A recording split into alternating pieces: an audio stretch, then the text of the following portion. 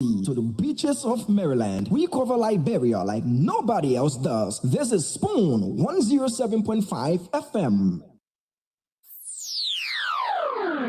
New, urban, ethical, authentic, sports, entertainment, something for the old, something for the new, something for everybody in between. We leave nothing untouched. We are Spoon 107.5 FM.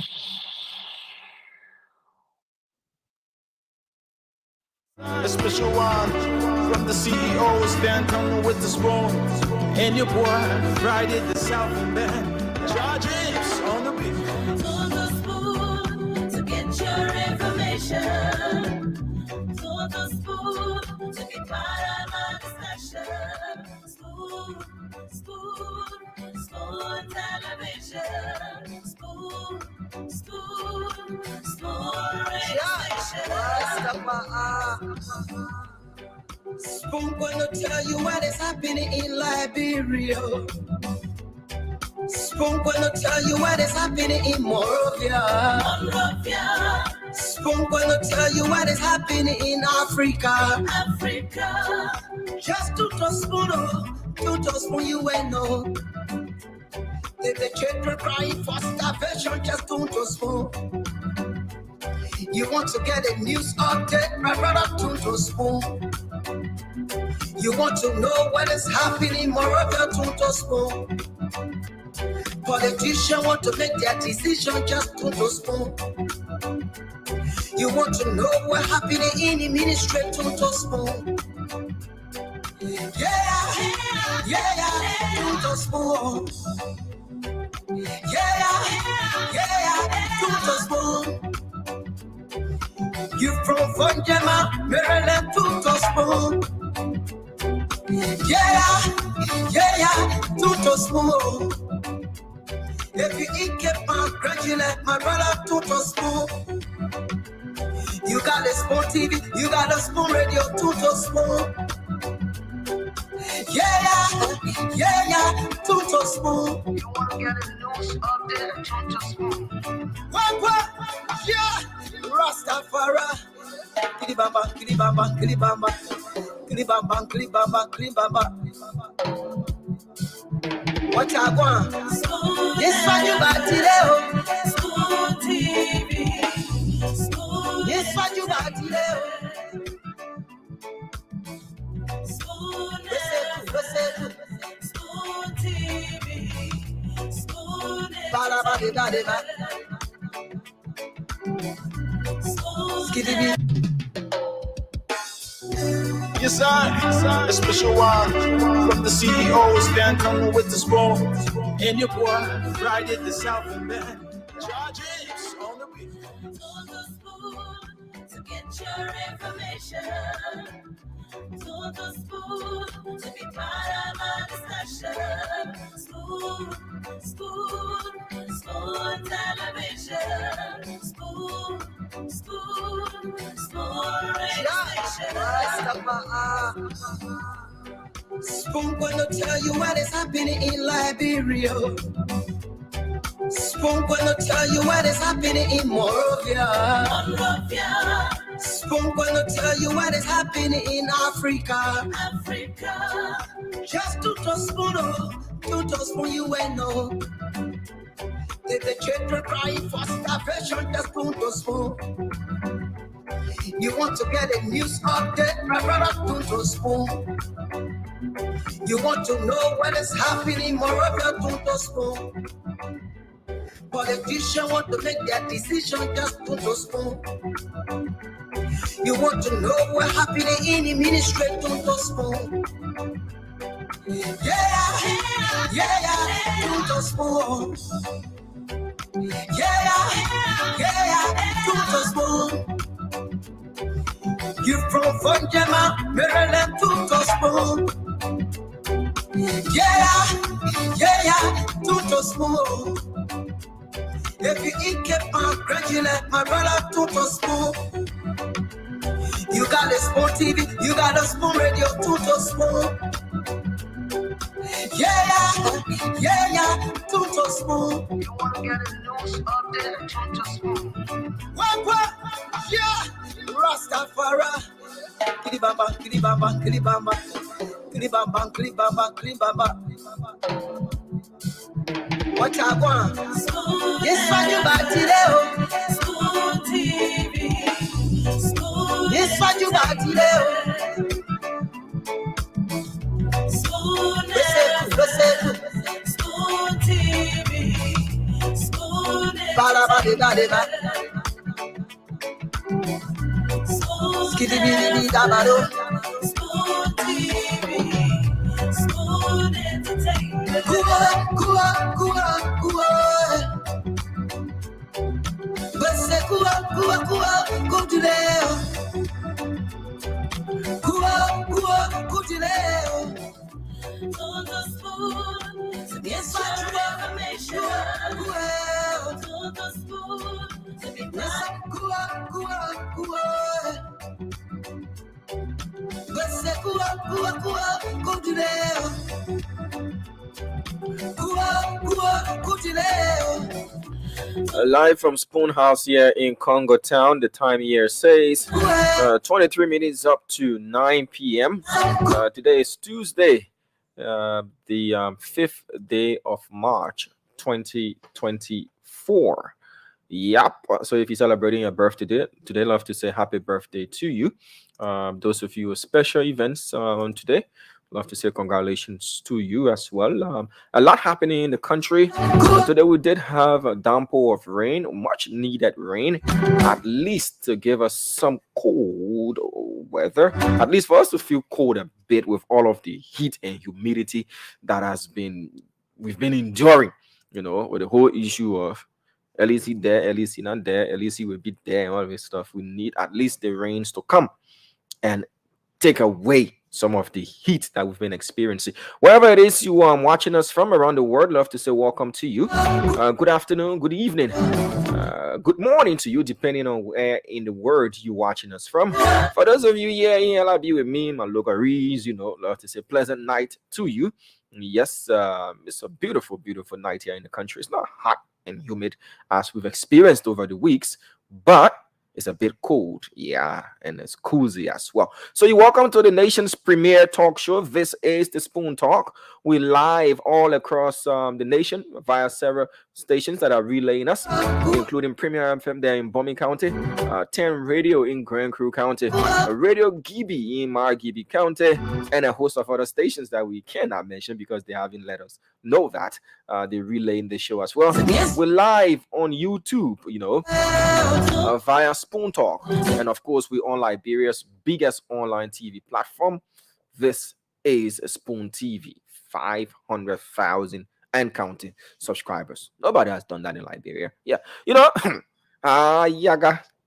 Look, the way we depended on social media today, I just got a feel of that. The panic, and it was divided into two different groups. There were those who were just worried that, Facebook is down. And there were those who felt like there was going to be the unleashing of messages on social media. Like it was so, I cannot independently say whether or not, it was just a fault or a glitch with the meta system, or somebody or some group tried, to flex their hacking, muscles or whatever it is that went down. But around 3 thereabout, going to 4 p.m. thereabout, Facebook was shut down. And then the panic. My messages. People hearts were beating. There were those who were thinking because they can do scrupulous things, with their social media accounts. That is none of my business, though. But it just showed us how dependent we are on social media.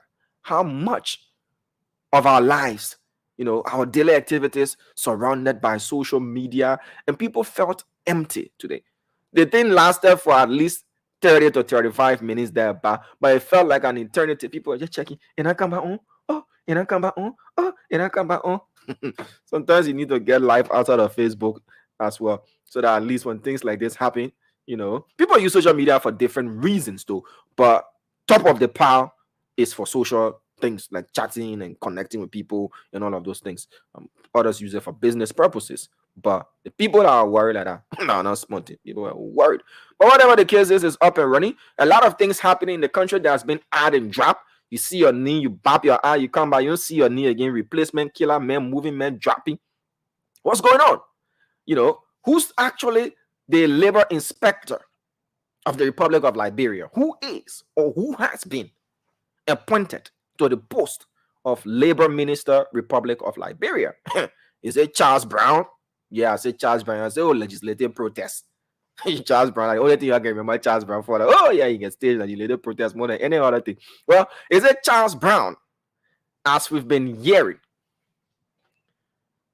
Or it's not Charles Brown, but who it is? Who is it? That is the question. Do we have a labor inspector? Well, the rest of the panelists are going to talk about that. There's been some confirmation calls made. We know who it is, who's got the green letter, but the rest of the panelists are going to come on and we'll discuss that issue as well. Today again was confirmation with Wasa. Yeah, the Senate wasted confirmation. Yeah. The Senate did waste the confirmation today, with those being confirmed. Finally, we do have an Internal Affairs Minister in former Lofa County District Number 1 lawmaker, Honorable Francis Yumale, as nominated by the president. He has been confirmed, even though there was some skepticism and questions over statements he made during the course of the election period in our country. But, majority of the Senate voted to confirm him as Internal Affairs Minister. Also confirmed today, we have Nelson Freeman. Again, CDC legislators were contesting his confirmation based on the fact they said he was linked with the shooting and killing of some Liberians there. So again, he was confirmed on today as 102 Deputy Police Inspector for Operation. Steve Zago, former Lofa County Senator, has been confirmed as Commissioner General of the Liberia Immigration Service, as well as Elijah F. Rufus, a Deputy Commissioner for Administration, Liberia Immigration Service, A.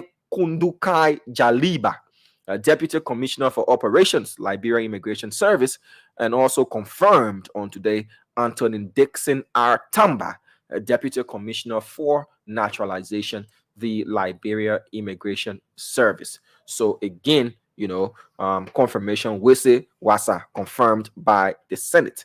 Well, yesterday I asked the question, what are the thing can or the thing show face or the thing going to show face? Again, I'm not talking about Ebola, though. Talking about the War and Economics Crimes Court. Yesterday we saw photo ops from Speaker Kofa and the American ambassador at large for justice and all that, Van Schaak. She was here, and the speaker pledged his commitment to the establishment of a War and Economics Crimes Court for Liberia with respect to those who might feel like they've been targeted. On today, 40 representatives said, yay, we vote yes for a resolution to establish the War and Economics Crimes Court for Liberia. Where it will be, if the Senate is going to concur, it's still a long way from happening, but it's a step forward in the actualization, or if not, stepping towards the establishment of a War and Economics Crimes Court. There cannot be true peace and reconciliation in a country absent justice. That's a fact. But whether or not this is going to happen, and the legislators, like we did not see in the 54th, and under President I remember the president said, what do you want? What do you want? What do you want? I get it, the legislators, they're supposed to talk about it. What you want? What you want? But now the legislators are saying, the executive, we have resolved, especially the House of Representatives, we have resolved through a resolution that was proffered, I've been reliably informed, by Representative Yeke Koluba, key proponent, and I'll get the name of the other representative who said to us also co-sponsored that resolution, proffered that. And now the pressure is now on the Senate if they're going to concur or not, and it goes to the executive, and we'll see whether or not it's the legislature that establishes courts in the country by law. So we will be following up on this particular story, this development, but the thing that one step ahead, a resolution has been signed by the representatives, and the senators are looking to see over their shoulders. So today the president dedicated a police booth And that sparked debate on social media. I was say he might be dedicating ministerial complex and mansion and all that thing in a police booth. But what's inside of the booth? And whether or not it is a pilot project, and if it is, how is it going to enhance safety, road safety, and police response time?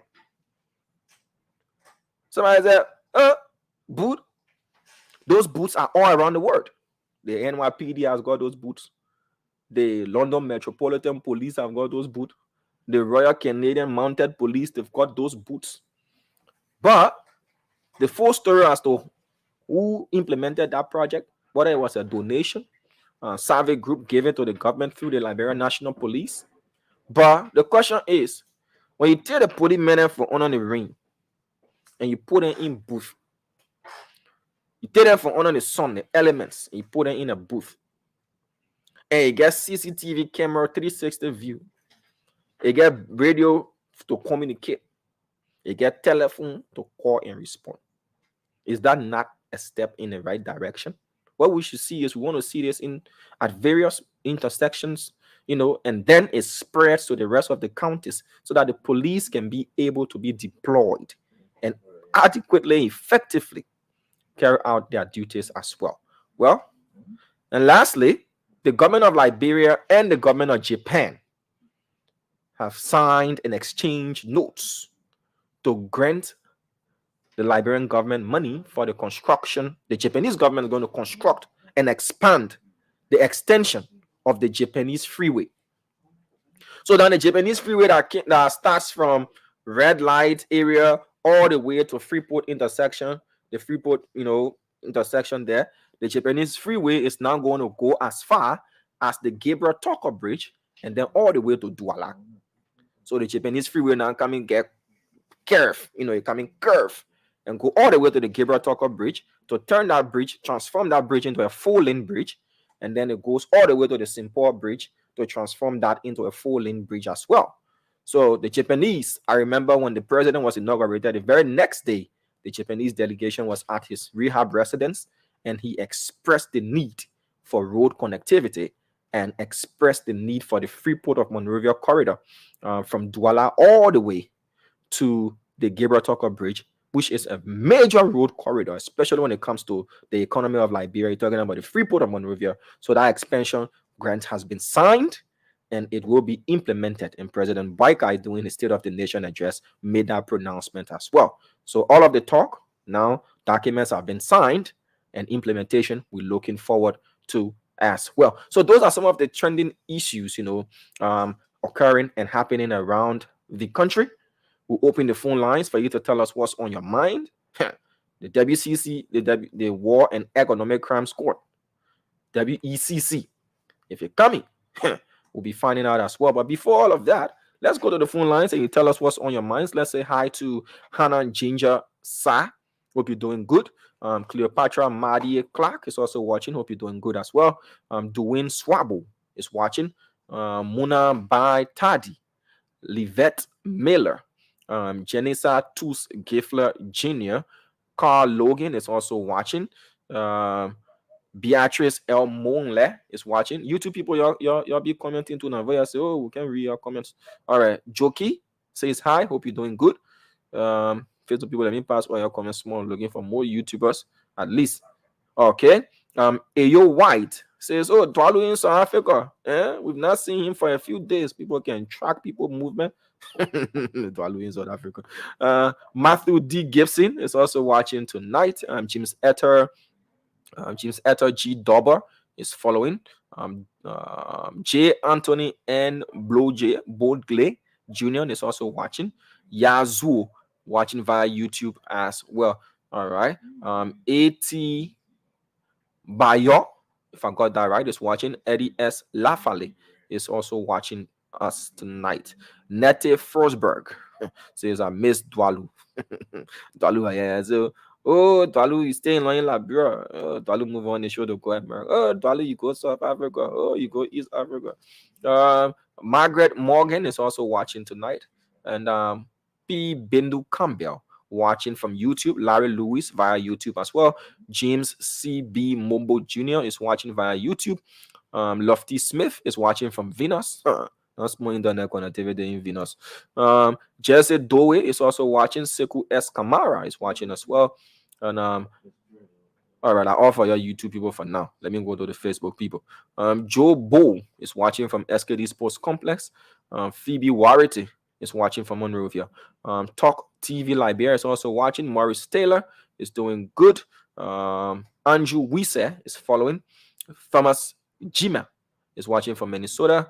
And Saturday Yala Tai, if I got that right. Saturday Yala Tai is also watching. And Daniel A. Masale is watching from King George, Grand Cape Man County.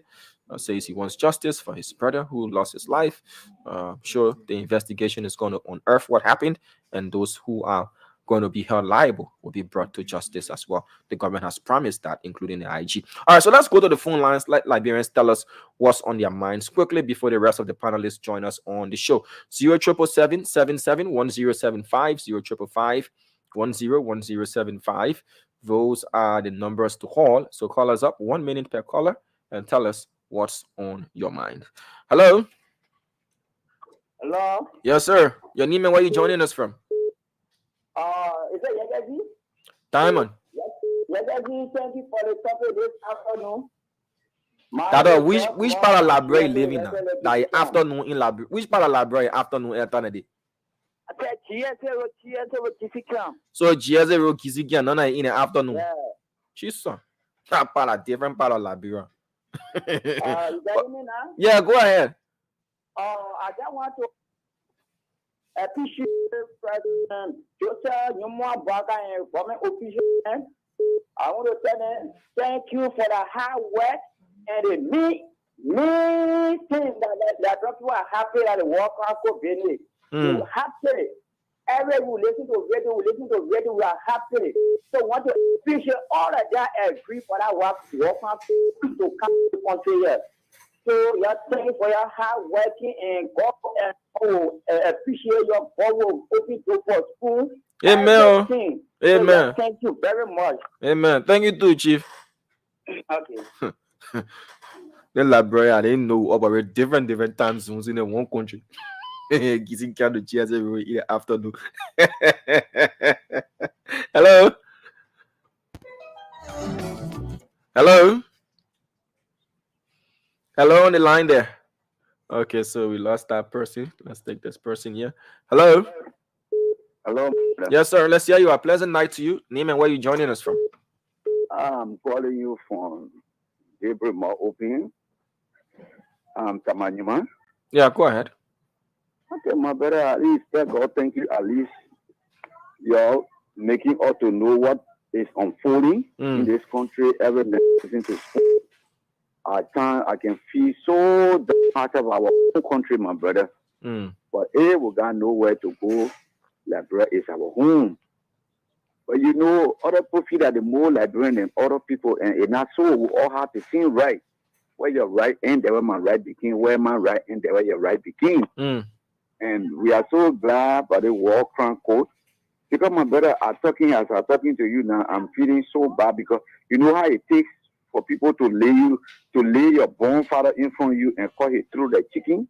You know how it takes. And that one at time when I start to think, I can start sharing tears. So the crown code would be the best thing. Those who feel that they did well or they did good, let the work around cook and let it go as them themselves. If you know you won't do bad, you won't kill nobody innocently, go to the court and prove yourself guilty not guilty. Okay, sir. You see, so at least I'm very happy. I pray that spoon talk. I pray God will strengthen you. He will give you wisdom. He will give you life. Long life and good health. That you will continue telling us the truth in this country. Amen. Thank you so much, my brother. Amen. Well, thank you for calling. Hey, Larry Putu. So if I can breathe, how I'm living? You know how many hours I've been wearing this? The comments can be savage. Tell me about it. I can breathe. So I've been wearing this suit since 8 a.m. this morning. See, if I wasn't able to be there, I'm happy I wasn't. I tell you, you just gotta go with the flow. It doesn't even bother me no more. I can be laughing. But Doc, afternoon to you. How are you? Good so far. Like yesterday, I told you we had a beautiful day in my neighborhood, but today was rainy, so I didn't really go out at all. I stayed home and worked. It was a busy day working today. So I'm not even done yet. I think I list a checklist here that I gotta do. So how's your day today? Plenty happening like Liberia as usual, right? Yeah, a lot. Busy day, for that matter. But again, we used to having busy days and a lot happening, especially from the angle of the legislature. Confirmations. Officials were confirmed today. A number of Who officials were confirmed? I confirmed. didn't.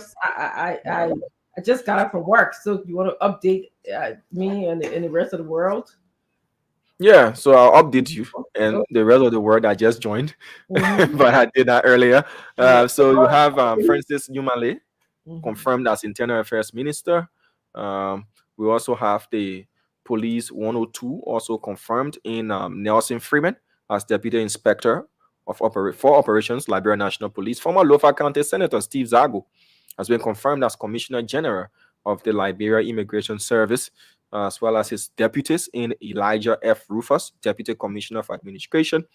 Kundukai Jaliba has been confirmed as Deputy Immigration Commissioner for Operations, and Anthony Dixon Artamba has been confirmed as Deputy Commissioner for Naturalization, Liberia Immigration Service. Today, the Justice Minister was commissioned to office by His Excellency the President of the Republic of Liberia. So those other cabinet ministers who will be confirmed by the Liberian Senate will be commissioned by the President of the Republic of Liberia to be given their employment letters, to go and serve in their respective positions where they will swear the oath of office as well. So you watched the video about the police booth that has brought about debate. Jokingly, people said because of the dedicating of the police booth, that's why Facebook went off. Girl, I Look, break you. listen, manos the hat on in the country. I don't come out and be Liberian again. Just manos the hat on. Liberians, Funky the water. Liberians can disappoint you. The man said, maybe the man want you to open your body a little bit more, so you can't breathe over there. I know how you laughing. I wonder how up to now I don't need CPR, but manos the hard time. Someone said today in the class that the late Georgie Butini was the professor who made a reference to him and said he made a joke and said in other countries you determine what you want to become based on the availability of resources. You can become, you aspire to whatever you want to become. But in Liberia, you have to ask Liberia, say Liberia, what you want me to become? Based on Liberia, what you want me to become? yeah, you have to ask Liberia, say Liberia, what you want me to become? Because when I look, what's there to support my dream? For me to become what I want to become. There are so many dreams that have been abandoned along the way because this is what we find ourselves. The resources are not available for you to aspire to what you want to become. Many people wanted to be pilots growing up. Of course. From first grade, when you ask what you want to become, pilot, president, politician, they want, that one, they want. When you reach the 9th grade, you ask that question again. When you reach to college, don't buy a chocolate because you have to pick between just few courses that are available. So now you have to ask Liberia and say, Liberia, what you want me to become? Because it's funny, but it's serious. It is very serious. Yeah. Over here, when the children are in college, in fact, the first year they tell us that they should put undecided because they can pick and choose. They got so many options. We're not supposed to really tell. I told my children what I wanted them to do, which is not a good thing. I'm telling parents, you allow your children to pick what they want to do. I'm not telling them to ask Liberia or to ask America. I'm just saying let the children pick what they want to become. But yeah, they say it's okay for them to be undecided for 2 years in higher education. And then they can pick as you take general education where the mind can be absorbing and they can be trying things out to decide what they want.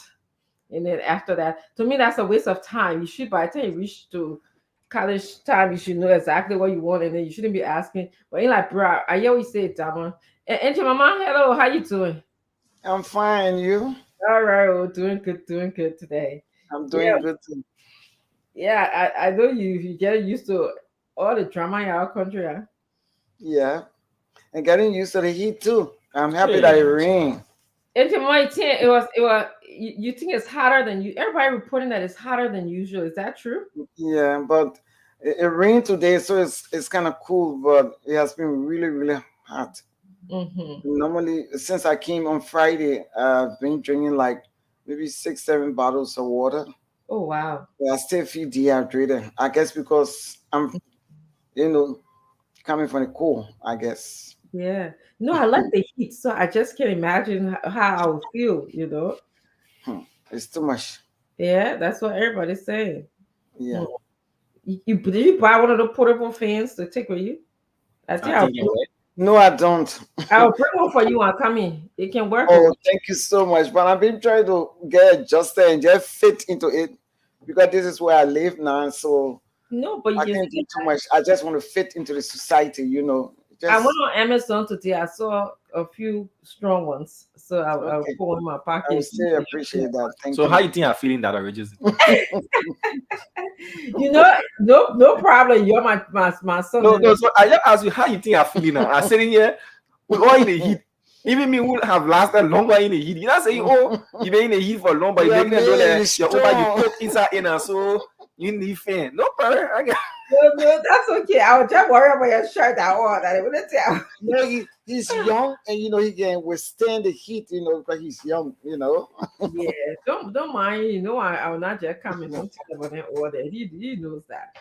Yeah. Yeah, also Dama tell me plenty happened. Dama, you're telling me plenty things happened. The commission a few people, some people got confirmed. Who the new justice minister? I don't even know. Dama. I think it's Oswald. Yeah, Yeah, Oswald. Oswald. Also, Toy. that name sounds so where he came from. He's from China. Oh, but what did he do before in the legal system?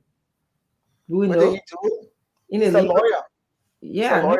where, but was he in the justice ministry? Did he have his own private firm? Did he work with? No, he has also has one of the leading firms in Liberia.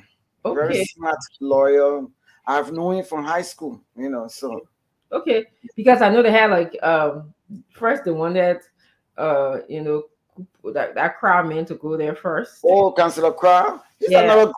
He's another good lawyer too, but I don't know what I didn't happened. know who they finally settled with, but I think in the same crowd to Lens and Mines, and then they finally settled with sending, I guess, Oscar Twe to. Okay, that's good. That's good. Well, today I hear that we're going to have a fascinating discussion on the war crime court. It looks like it's inching its way to Liberia. We don't know yet. We'll look at the pros and cons. Today, I believe that Councillor Verdier will be here discussing more about it and informing us and educating Liberian people. Diamond? Mhm. What else you got to add? There's certain things that you talk about the police depot. That's what I like to call it because that's what we call it over here. That was placed in what street was it placed on? Where was it placed? Right to the what we call Boulevard Junction. Okay, to Boulevard Junction. And people, what you say? The people like Brempo said, what happened? But I just Facebook joke, they said because of the dedication of that boot that our Facebook shut down. I think that's a great idea. I don't think that's a bad idea. No, it's not bad. It's not bad. Yeah, some people It's a are good idea. saying, "Oh, we shouldn't have that. It looks like, too small." But this is what happened. But I'm gonna show pictures of others. Well, yeah, I Anyway, would. for the rest of the panelists to come on, when you Yes. guys are discussing it in details, Exactly. then you can show those pictures. Yeah. But yeah, why they get those small boot now Yes. all around? Like I said, the depot and they need it, especially. I hope they will use it for those people who are in the third lane or whatever. That at least the camera can capture them, and then that'll be good. I think they should put more and more of them around. You know, just maintain it at all. But I feel that was a pitch. That was a pitch that was done today. Tell me about it. Yeah, that was a pitch that was done today by the survey group. You know, is to show what you can do and to let the government see and buy into that idea that, okay, if we need many of these around the country, you guys can do the construction and installation, you know. So it's show one and let's see how good it is, and then you can do as many. It's not a bad business idea too. Is it free? Is it free? That's what I've been told, but I can't confirm or deny. Okay. But we've been told that it was done by the survey group, SAVY. Yes, know, and, yes. and given to the government through the police, you know. And then if there's need for more of those boots, then some people are saying that they didn't think the president needed to be there to make the dedication. Why? I don't know. They said that. I have no idea. It's just what I read on social media. Some people are saying that the president shouldn't have been there. He should be at bigger projects than that small one. To me, everything right now in Liberia is meaningful. Everything is the country is resetting. So everything is important. Big or small. Go ahead, Mama. Yeah, Dr. Richardson, I think that, you know, every little thing counts. And if the president didn't think it was important to be there, he wouldn't have been there. I think his main objective is, because I'm the president of the people, for the people and by the people. He's the people's president. So he's trying to show to the people that, look, I'm with you. I'm working on things. The little ones are coming. The bigger one will come. So I don't think he felt that it has to be maybe something bigger before he can go there. No, I think he's trying to lay a groundwork that small businesses, big businesses, the large businesses, you all are equally important as the bigger one. Yeah. That's a big political statement. Yes. To me, the message, the optics, the political system regarding our security, the political system regarding traffic, you know, the political system regarding the renewed police force. All of those things I think was important for him to support, you know, the overall security apparatus in the country. But, you know, people are saying, oh, maybe there'll be a big project. Some people, you know, that's their opinion. But I think it was good for him to show. I think it's a great idea. We don't need to always have these fancy things, you know, to make things work. You know, the little things, as long as it's effective, like maintain, as Dama said, as long as it's doing the job. You need to have a whole mansion to capture, you know, irregularities. So I like that. So what else, Dama? What else went on today in our country? Well, a lot, Dr. Richardson. We're just speaking amongst the bunch, and happy Women's Month to you and my own aunt, grandmother, Madam Chimama Wolo Koli. Thank you. We appreciate you, strong women, depicting what Liberian women can do and the diversity. And Chimama yesterday couldn't wait to be on the show. You know, just the contrast between the two of you. You know, she's always fiery. Dr. Richardson gets fiery at times, but wants to be diplomatic and all that kind of stuff. But back for the diplomat. Liberian women well, and we want to use you guys as examples and also as the medium to say Happy Women's Month to, you know, Liberian women. We appreciate you. Good, bad, ugly. At the end of the day, we still do love our own. And you guys are doing tremendously well in bridging the gap. There isn't so much of gap. You go to schools these days, you find a lot of women aspiring to different career paths and all of that. So we appreciate you all. So Angie Mama, how are we spending the women money? We have some. Yeah, there's a program coming up. Okay. There's a program coming up. Because I know the men have most of the money. I'm telling you, like the gap that Diamond talked about, that gap's still there. But no, that Richardson, you're bridging the gap there. We got it. Small. Yeah, the angle that I'm coming from small. You know, the gap is being bridged. It's not going to be something that will happen overnight, but you can see efforts being made. A lot of efforts being made. If you look at how much young Liberian women or middle-aged, you know, older Liberian women are winning, doing bigger things, good things. It's not as compared to when we were growing up. It was always seen as a men's word But now when you turn, you see women aspiring to the highest offices, women competing ideologically, women are there, that is an improvement. I know how you see that. It's true. But women get money. Angie Mama shouldn't say women don't get money. Women get money. I didn't say so. I said that men have more money than the women. The one you get, let benefit for you too. No problem. Somebody put it in the chat room. I don't know if you saw that, Simon, and I don't know if you saw that too. And mommy. Yeah. Oh, yes. Well, mommy said it. The part that made me laugh when the guy asked, she went to school. I went to school. Uh-huh. Why should I care my money? She makes money, I make money, so I thought that was funny. You're working, I'm working. Yes. You want boom straight when you're I know you say when you're wedding not straight. You're talking about how a good woman will make things happen for a man, will multiply. Vice versa, a good man will support his wife and things will happen in a relationship. The strength of both of you. But if you have someone who's not supporting your relationship, whether that person's a man or a woman, it makes things very difficult in terms of communication, finances, parenting. I mean, all of those things that happens when people come together, when man and woman come together. So yeah, I thought that was very funny. I hope mommy can speak about that. But yeah, women are progressing in the country.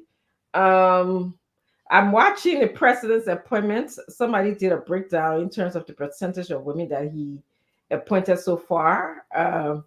Is low, in my opinion, compared to the percentage of men. So that's something for us to think about. You want to 50-50 that reducing?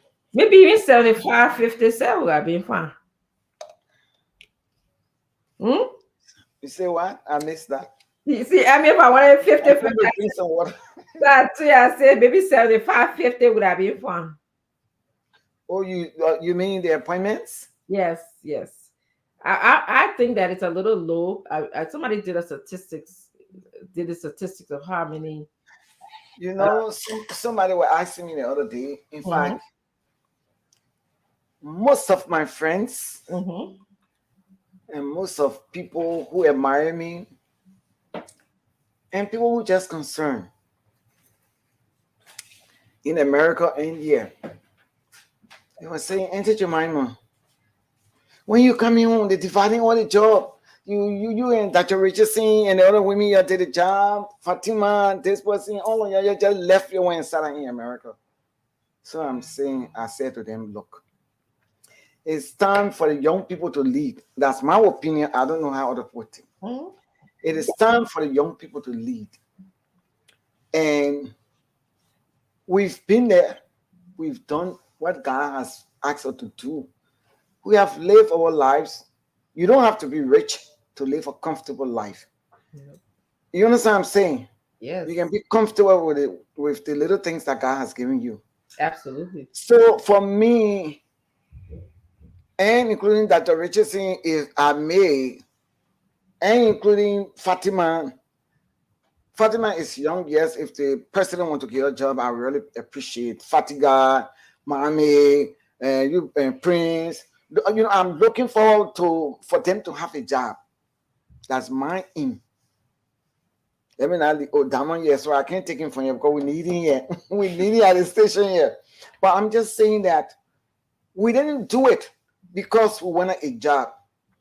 That's why when the election got over, I packed my bags and I went to America. I spent 3 months there and I followed all the activities from the government, from Facebook, from all the comments. And I was pressurized, going home, all the job finished. You got to come, everything going. They don't want to go. I said, look, I'm watching everything on Facebook. That was not my intention to talk on spoon to get a job. No. Yes. I can live comfortably without a job from government. Yes. But if my president asks me to get a job, maybe I will serve my country, but it's not in my book. We're looking for the young people to lead right now.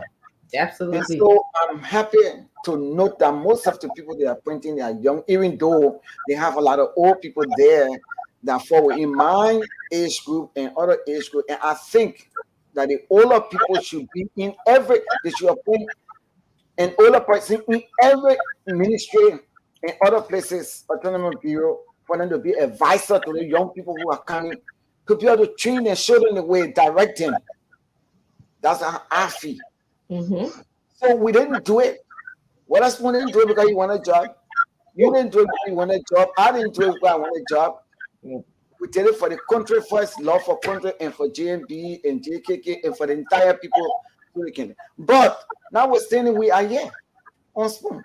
Yeah. They are our people. This is our government. But when they go there and start stealing and start messing up and start doing things, no, we have to say it the straight way. Okay, right? You're talking. We have to talk it the straight way. We have to, just say the truth so that people can fall in line. Because for too long, Liberia still remains the same way. If I go and take something the other person does wrong, you don't know, just leave it because Dr. Richard saying, oh, just leave it because the person no. So I'm happy to be back home. And I will work for my country. I will work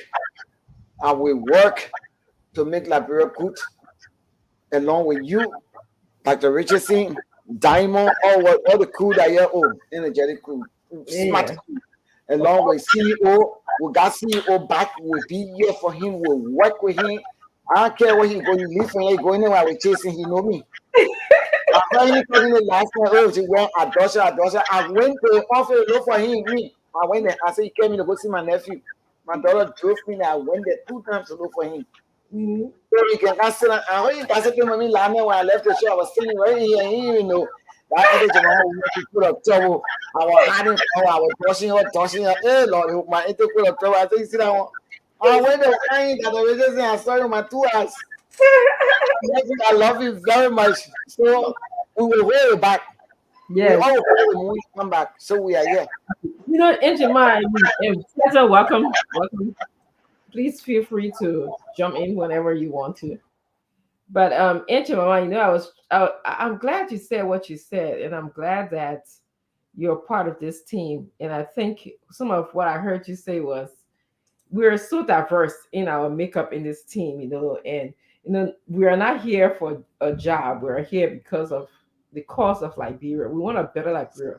Some of us, we can still go, we can retire, South America or wherever, but there's nowhere like home, And we come from different life experience, different walks, different experience. This is what makes Spoon, Spoon, because why, this person can see things from this angle, this person can see this or another angle. And so with all of that together, we give the Liberian people, something that fits everybody, something that fits everybody. So this is why I'm happy that you're here. I agree with you. It's time for the young people to take over. Me, I know how to, go to real and throw my lapa on pepper and potato green and stuff like that. So I got time for the fanciness. There's a time for that, and there's a time for throwing your lapa on the pepper. Say I can't hear to send my little pepper and make my little farm. I know how to do that very well. That's what my mother did. As much as she was. But go ahead, Stephen.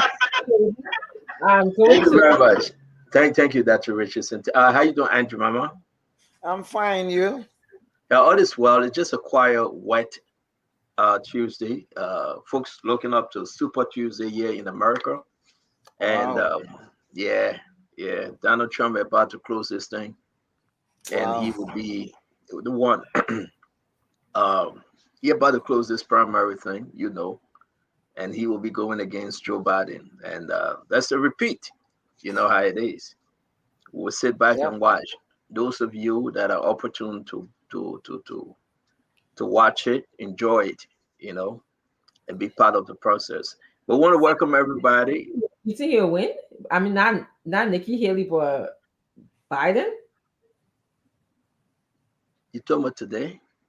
No, I'm talking about the overall elections. I'm not talking about today. You said who will win? Trump.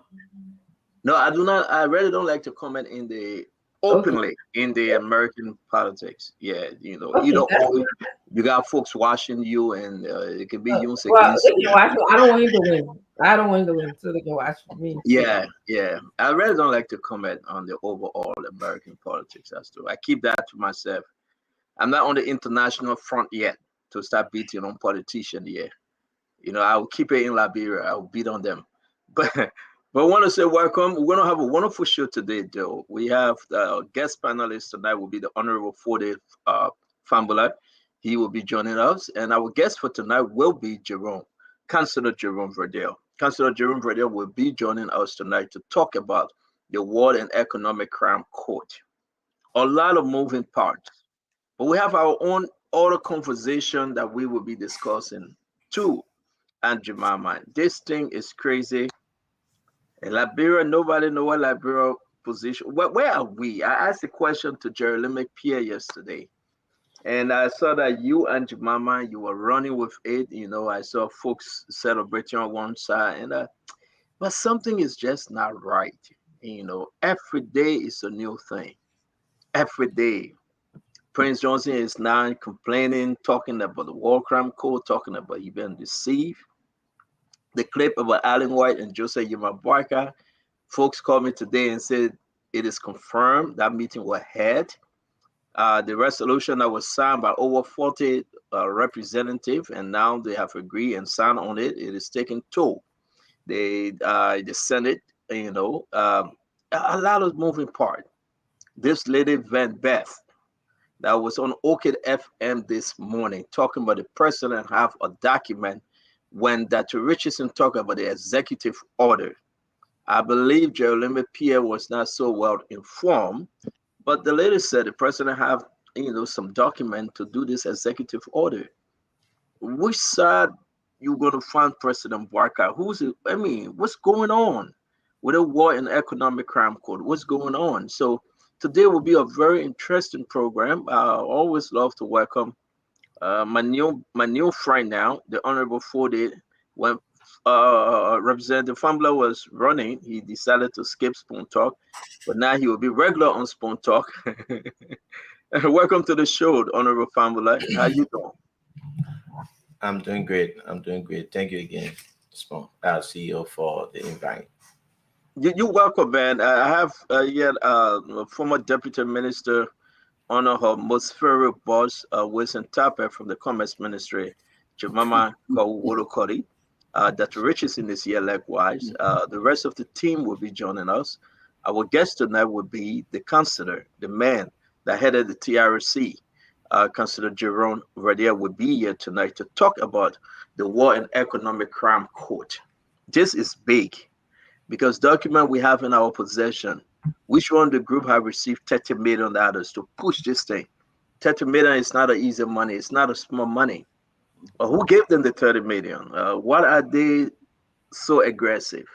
You know, who's talking with the American? Who's talking with the American embassy? Who's negotiating about signing on the document? What's the interest of the speaker? We saw that they met Vice President Jeremiah Kwan. What was the message from that meeting today? A lot of moving parts, folks, but we want to welcome every one of you that follow us. Please share this. Facebook scared us today. Facebook went blank. The whole world went crazy everybody was scared. Facebook, you know, few minutes, the whole world went silent. That's how powerful Facebook seemed to be. Mm-hmm. Yes. So I want to bring you in because the Councillor Jerome is he's logging on. He will be on shortly. Now let me hear from you. A document we have in our possession. You guys signed on this document about the War and Economic Crime Code. I will ask you to Councillor Verdell join us tonight. Did you sign on the resolution that was passed today? Yes, I signed on the resolution because if you look at the context of why the issues of the TRC was seen as one of the most important roadmap for our own country development and peace.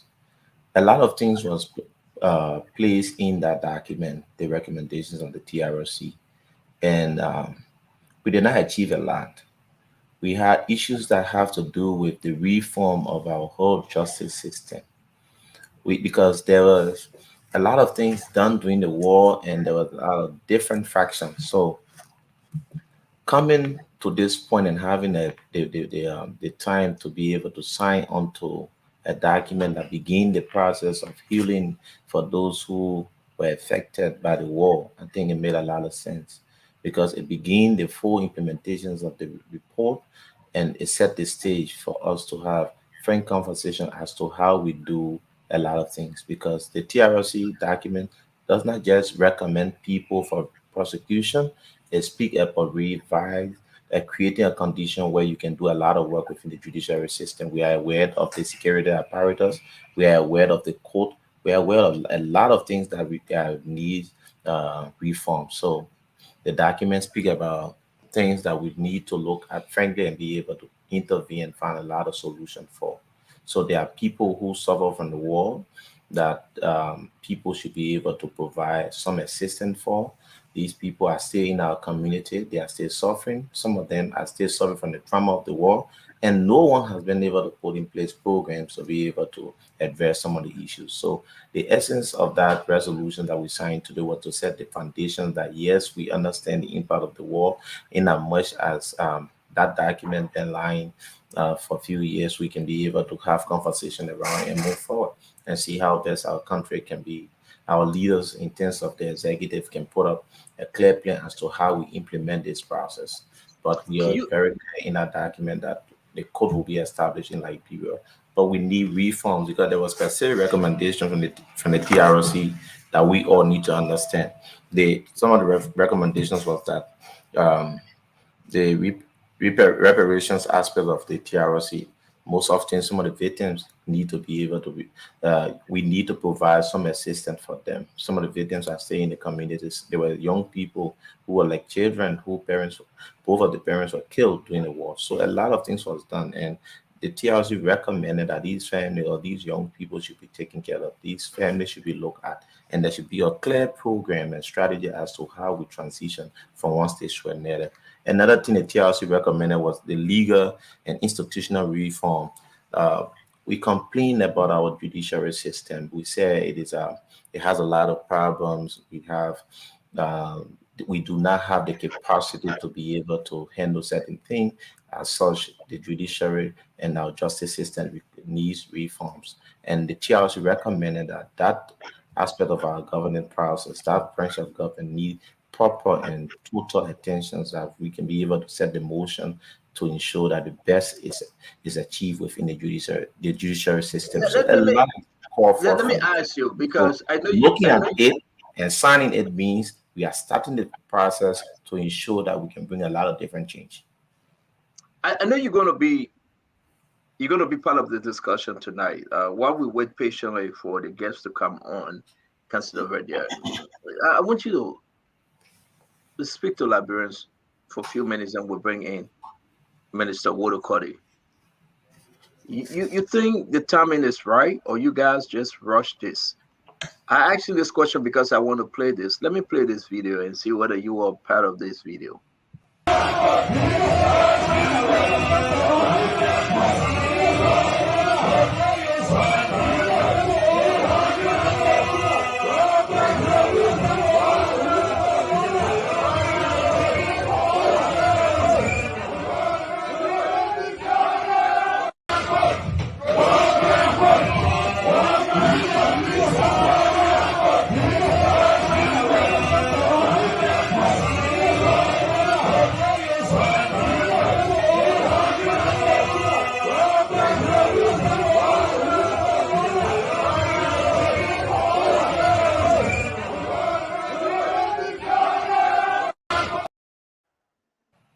So let me ask you, honorable man, is this the proper way to go to do this thing?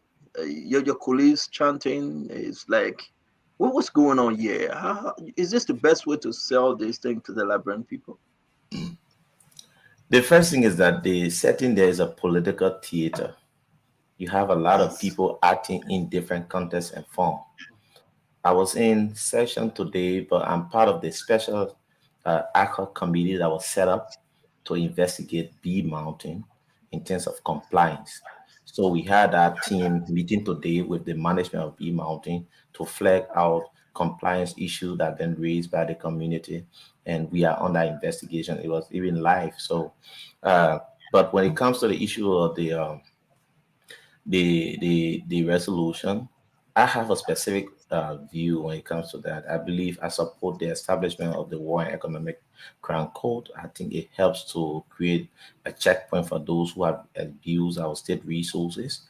But I will not act in the way and form some of my colleagues are acting, because I think you need to systematically deal with this issue, because there are issues that you need to be able to set it in motion. You have institutional reform that the TRC called for. We need to be able to look at those institutions that will best handle the situation we have. So yes, I was not part of the video, but I think part of those who you saw in that video is a political environment. People react in different form and manner. So you will not expect something different from your friend when he see it differently. I think it's something that you need to be able to accept it. It is in a context in terms of their actions. You might not see such lawmakers behaving the way they behave if they were outside. So, the excitement from other lawmakers. It is the first time that a sitting speaker in that house will be the first to sign on to the establishment of the War and Economic Crime Code.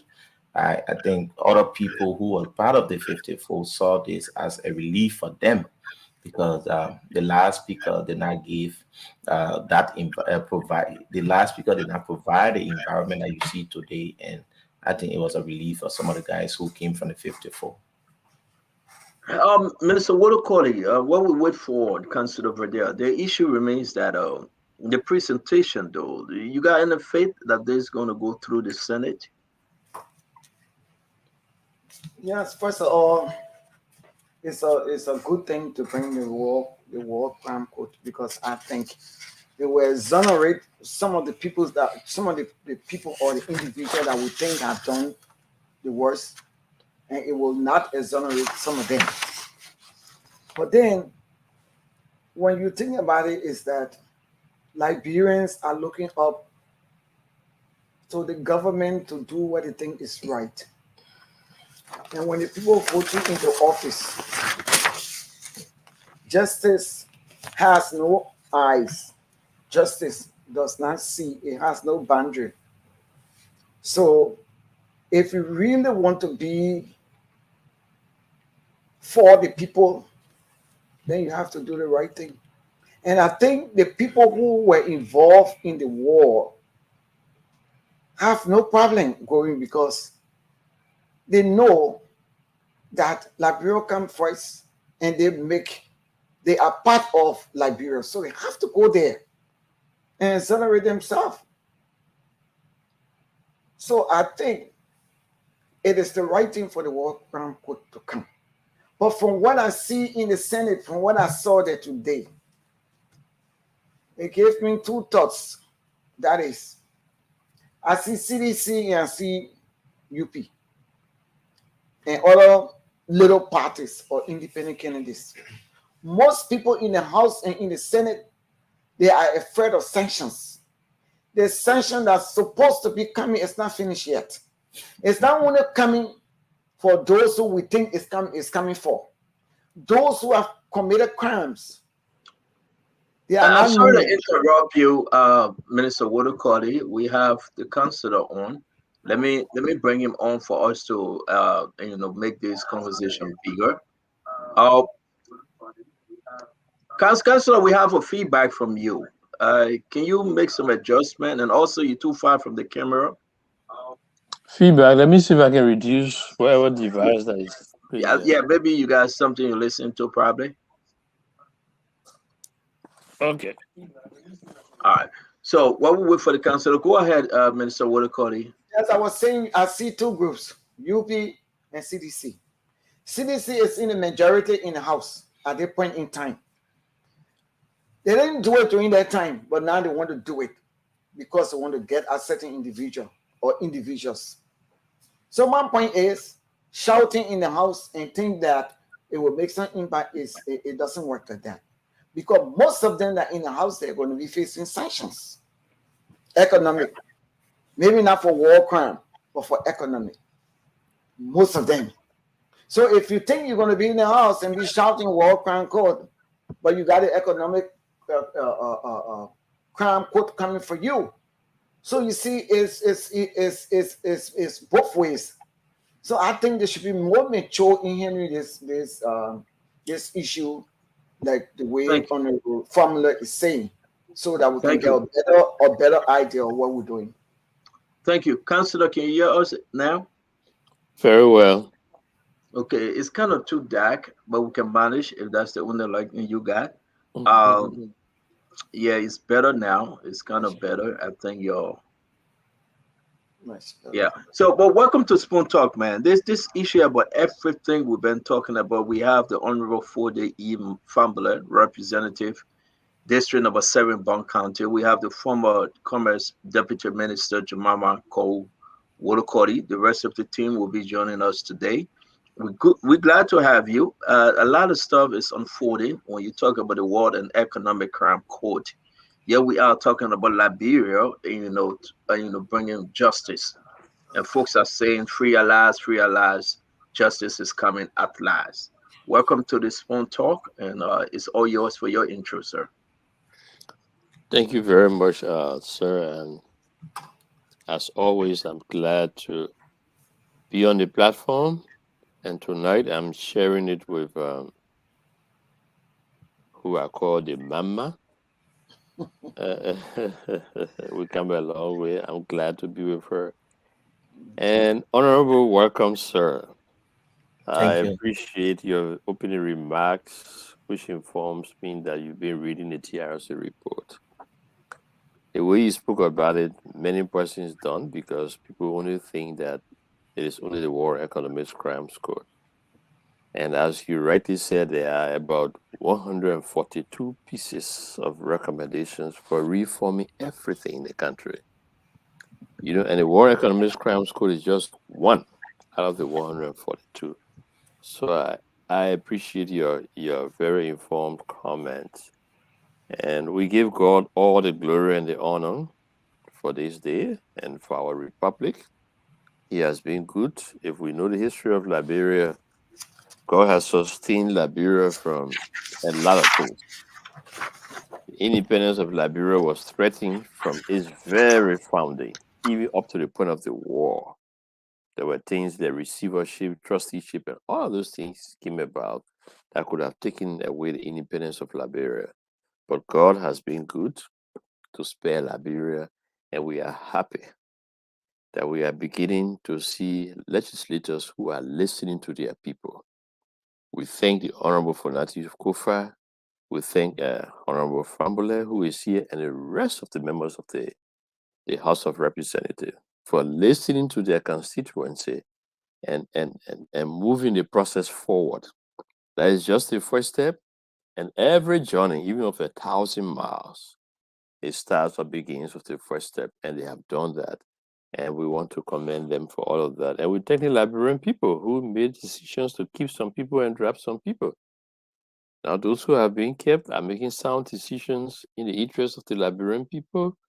And that should be part of our emphasis. What we do, what are the main issues of our people? How do we address it?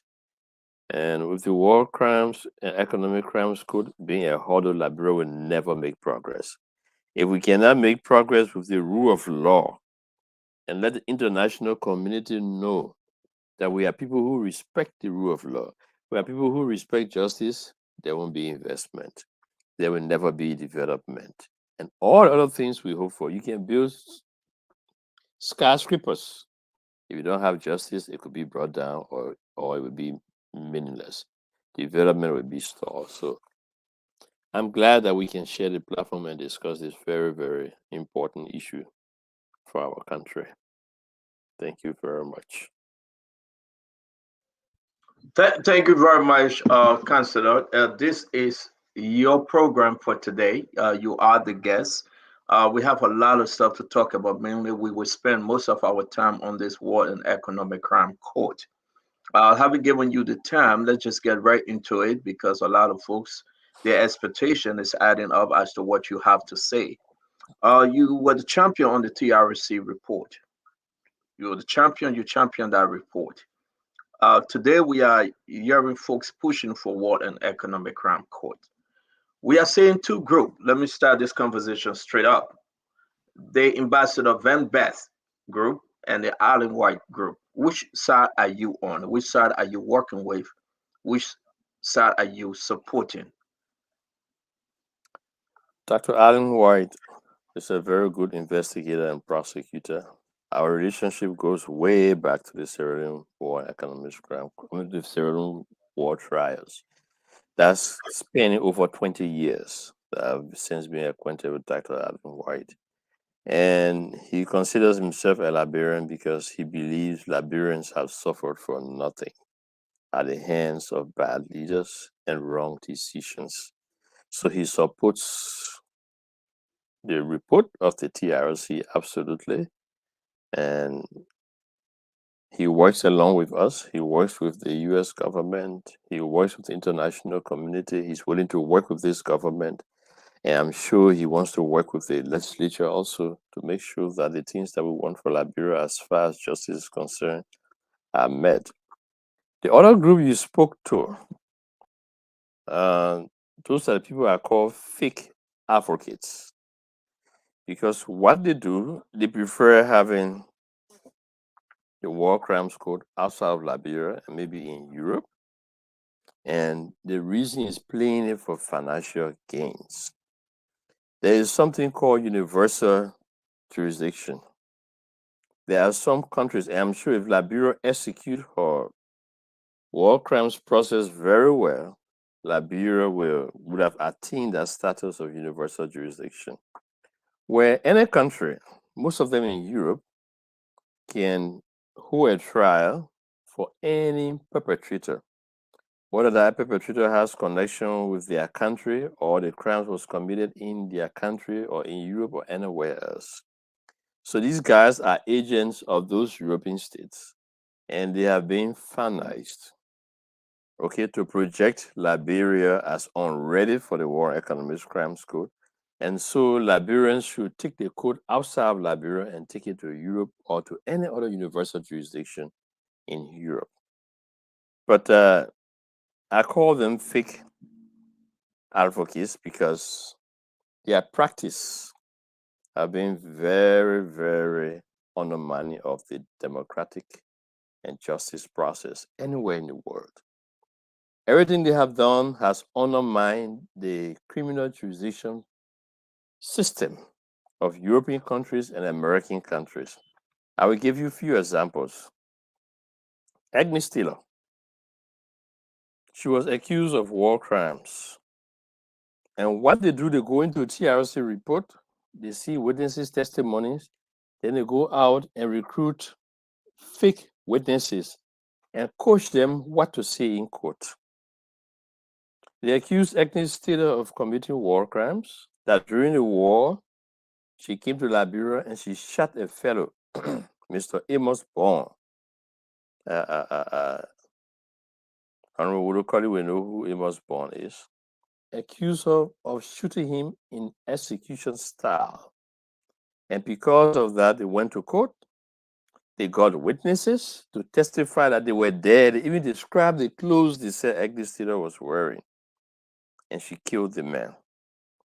Agnes Taylor was held in detention for several months, almost 2 years, while those people were trying to investigate. And when we got a whim of it, we decided to investigate, only to discover that Amos Bond is well and alive in Britain, the very United Kingdom in which they accuse Agnes Taylor. They ruined her career, ruined her life, but Agnes Taylor has returned to Liberia and she is suing them currently. And that case is in court. That is just one case. Mr. Vafli Dolly, that group approached Mr. Vafli Dolly and said, look, you were associated with UNIMO. Vafli said, yes, I was a civilian associate because I held a job at NASCOP that was assigned by UNIMO. He said, well, but we have a case for you. We want you to come and lie on Matilda Johnson? And the boss said, I have nothing to do with Matilda Johnson. I don't even know who you call Matilda Johnson. Papi Dolly said it. He said, no, but you got to come and help us. We want to prosecute Matilda Johnson.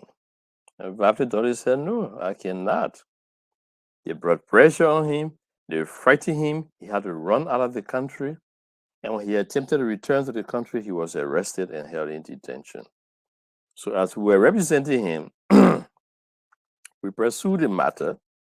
And then Vavli was just sick and tired of it. This is a man who has been in the U.S. for over 18 years, helped a lot of refugees. He has his wife and children in the U.S. They arrested him and they had him in court endlessly. So Vavli had to decide that, look, it would be better I just volunteer to go back home to Liberia and ask them to deport me or to get me out of their country, because this trial process is going to take so long and I don't have the resources, Counselor. So we agree. Vavli is in Liberia today. He left his family in the US and returned to Liberia. There are several other cases, even going back to the Thomas Woyu case. That's when we realized that this group was really a fake group. Because we examined the Thomas Woyu trial, we examined the witnesses that were brought forward, and we realized that they were telling tales. And then there's General Wright. He had a case against General Wright. So lies, coaching witnesses. We got in, and the judge asked for more information. They abandoned that case. Then Lai Kamara, who is in Philadelphia, they brought case against him also, simply because he refused to fight for a faction that Hassan Bility was associated with. And then they brought lies on him too. When we got into that also, that case was abandoned. The judge asked for more credible information, and that's how it is.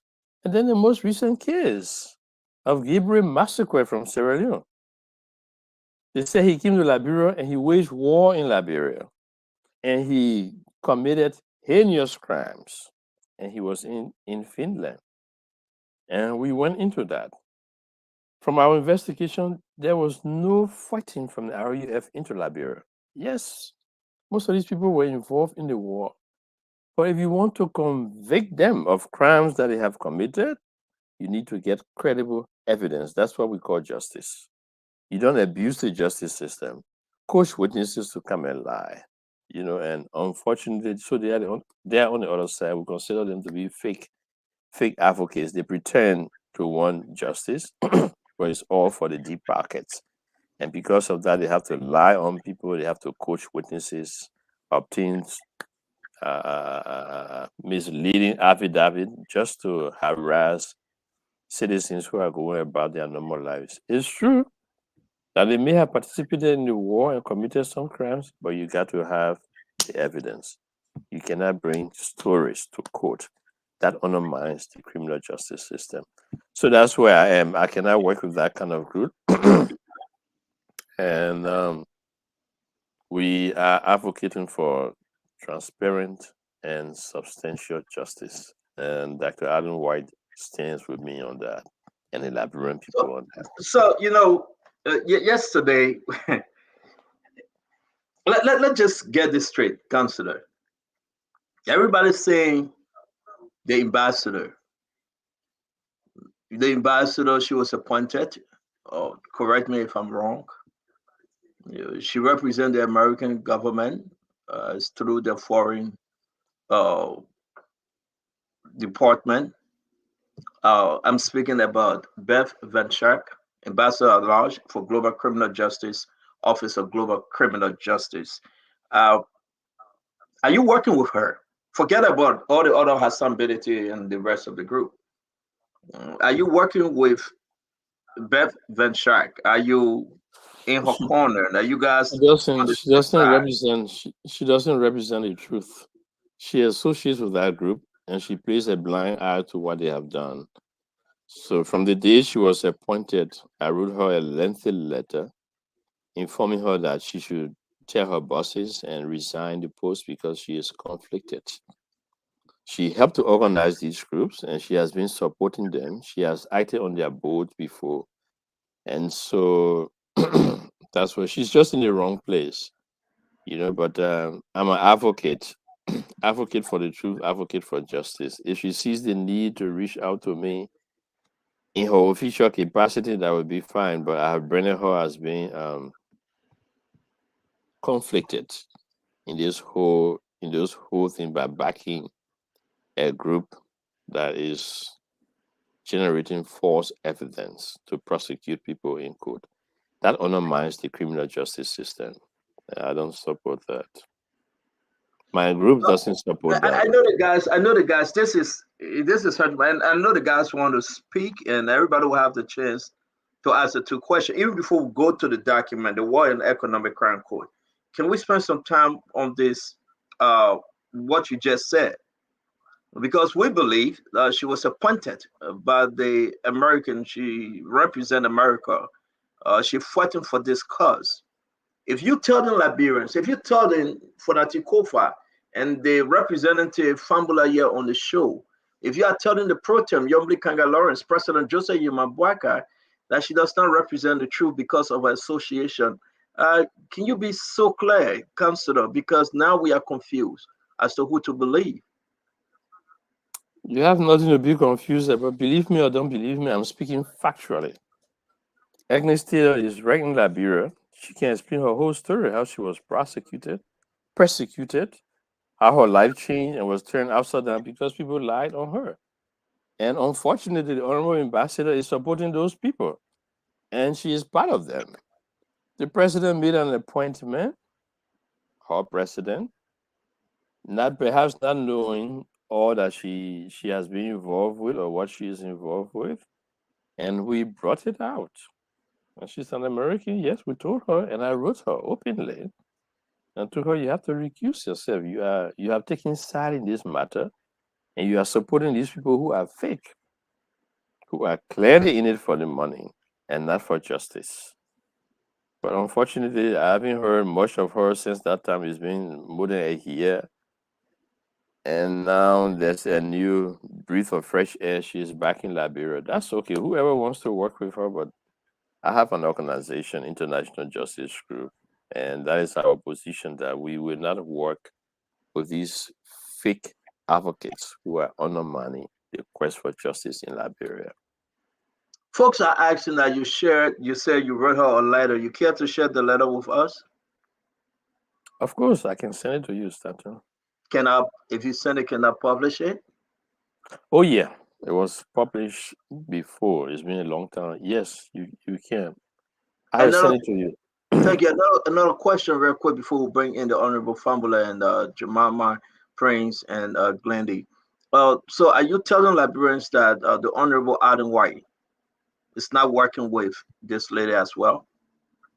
There's no relationship between the two of them. He doesn't work with her, just for the very reasons that I have outlined. Wow.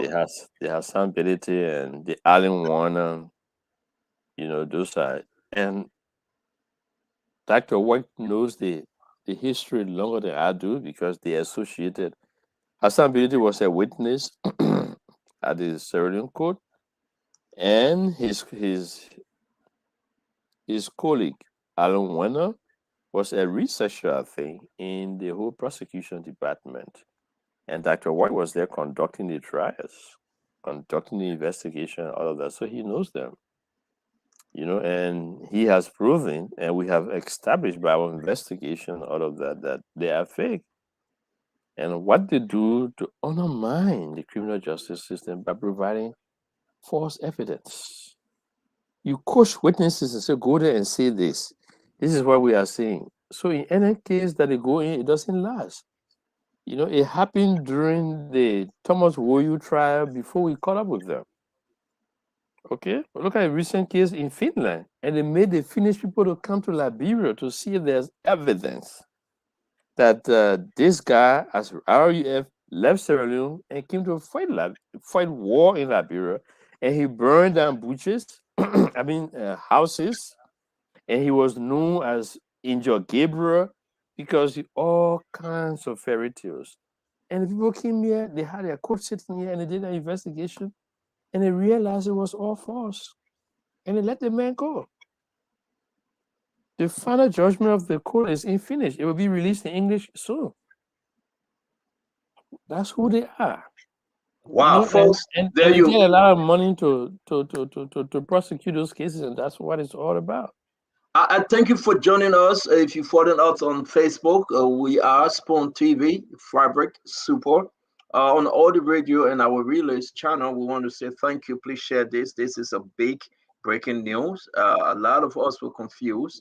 I thought the ambassador Van Bev were working alongside with this group. But again, as you can see and you're hearing, Honorable Forty Fumbler, are you surprised with this information? And if you have a question for the counselor, please ask in your question likewise. If you look at the resolution signed today, the first paragraph is very clear that the said code is in line with Advocacy, meaning the code will be established in Liberia. Because our issue is that we have capacity issue within our judiciary system, and we need reform. And I think it is from that backdrop, the essence of the code coming to strengthen that sector of our own governance process means a lot. Because it is not just about the code, CEO, that we see. The issues of reparations. There were people who were victims of the war, who still live in this country, and there have not been a point in time where funds have been set up to be able to address some of the people issue. So I think it's a serious problem. But what I would like to know from Councillor Verda, my concern has to do with you have read a lot and have seen a lot about judiciary system. We have set the motion in terms of we have signed the resolution for the establishment of war and economic crime court within the judiciary sector. How do you see the sector, and where can we start from in terms of strengthening the capacity of that sector? Thank you very much. And firstly, you dealt with the question of reparation, which is very, very important. And if I go into it, it's going to be very lengthy, but you are on point when it comes to reparation. Judicial reform is an issue we have started discussing already. I mean, lawyers. And this year, around July or December, there are plans to hold a conference of lawyers on judicial reform. But as you rightly said, the court is part of that process. The court is being established to enhance the capacity of the Liberian judiciary. And as I said, if we even do the war crimes court successfully, Liberia will attain the status of universal jurisdiction because we have tried. We would have had war crimes trials, and other countries will look to us, for example, and to even conduct those trials on behalf of them when they are perpetrators who need to be prosecuted, or there's a need for justice for perpetrators. Yes, so specifically it's going to help. And as the process has started, we have prepared a comprehensive war crimes code law that will be submitting to the legislature very shortly. And all of those issues you have raised will be in there. And then we see how the court system in Liberia will be enriched. Even by the fact that there will be a lot of international lawyers coming, there will be a lot of focus on Liberia, and that's why I agree with you when you said yes, Adinwa is for the court to be held in Liberia. We at RJG are for that also. So that's the intention, to strengthen, to serve as a complementary institution to our judicial process. Yeah, and the international courts, they have a complementary clause. They will only come in when a country doesn't have the capacity, and we are trying to build Liberia capacity. So in the long run, our judiciary will benefit from it, and the people of Liberia socio-economically too will also benefit from this process. Thank you, sir. Okay. Yeah, you have one more question. If you do, then we're going to go to Minister So Waterfall. I My next question has to do about the reparations aspect of it. You have a lot of understanding about the TROC, and you presided over that commission. My question is that you have observed and been alive to see the first resolution coming out of the House. What is your thought? How do we start from the aspects of reparations? Because you are aware of a lot of fights that even those who signed the resolutions are not aware of. The resolutions, some of us who signed it are more like we have lived around this country and we have seen a lot. We have followed the work of the TROC, but you have had hands on the process. What is your context of how do we achieve a lot in that endeavor? Because there are a lot of people we pass in the street, we see grown up men, some of them are Zocos, we complain, but we do not lay the blame squarely on the wall. And I think it's something that we need to look back to. Because if you go back to where I come from, Bong Mines, yeah, the skies of the war still exist there. You see a typical view of what war brings, the destruction and the issues that have to do with families who've been directly affected by the impacts of the war. Because we've seen this, how our own issue is to see how best we can seek funding. What is your thought? Because you've been directly involved in the advocacy and creating the awareness for the country. Thank you, Honorable. And when you speak of Bong Mines, it takes me back. There were a lot of execution and murders that took place in Bong Mines. And speaking of reparation, there are two incidents that I will refer to that will open people's minds in a very broader way on what reparation is. The TRC said that reparation is not just giving money, but reparation is meeting people halfway after the war. There are some people who may never recover from the war without assistance.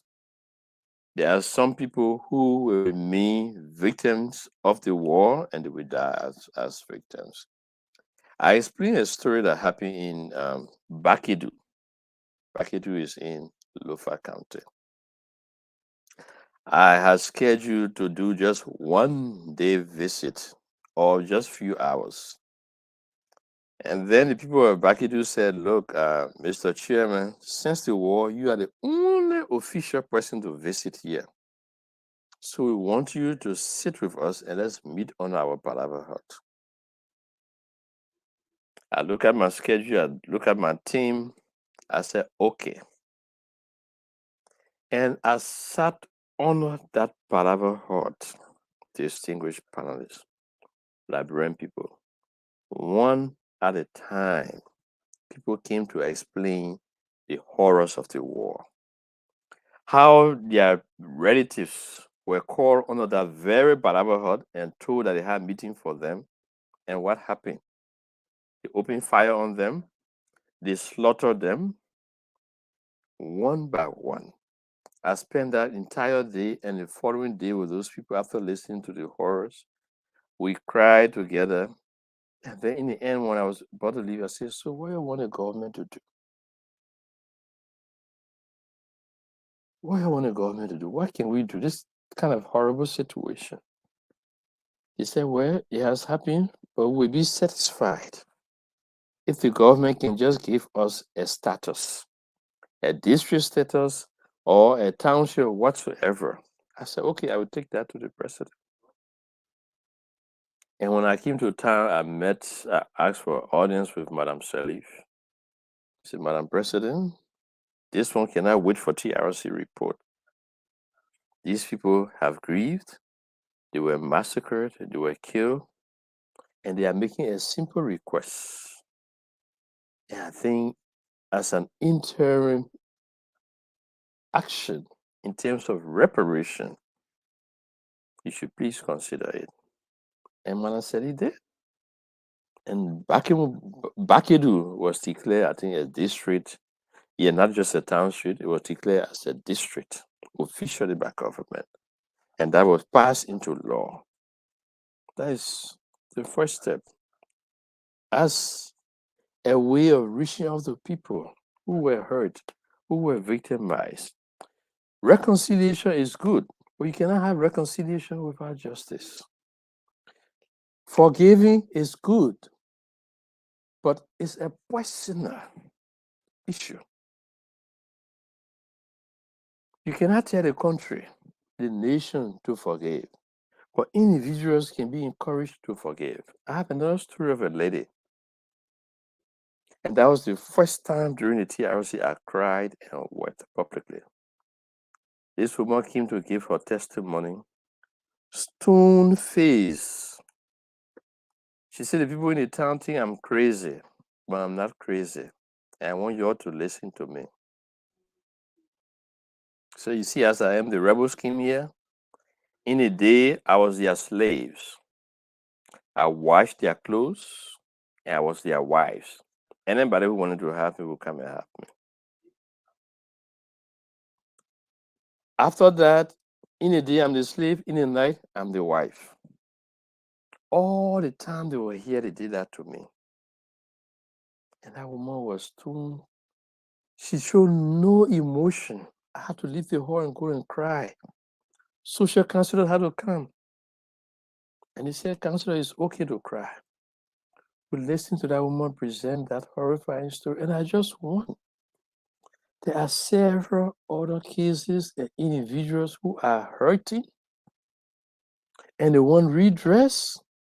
It doesn't mean that everybody will be tried and brought to court, but the idea that our country is taking another step towards addressing wrongs, towards addressing impunity, and letting people know that there is rule of law in Liberia and there's justice in Liberia.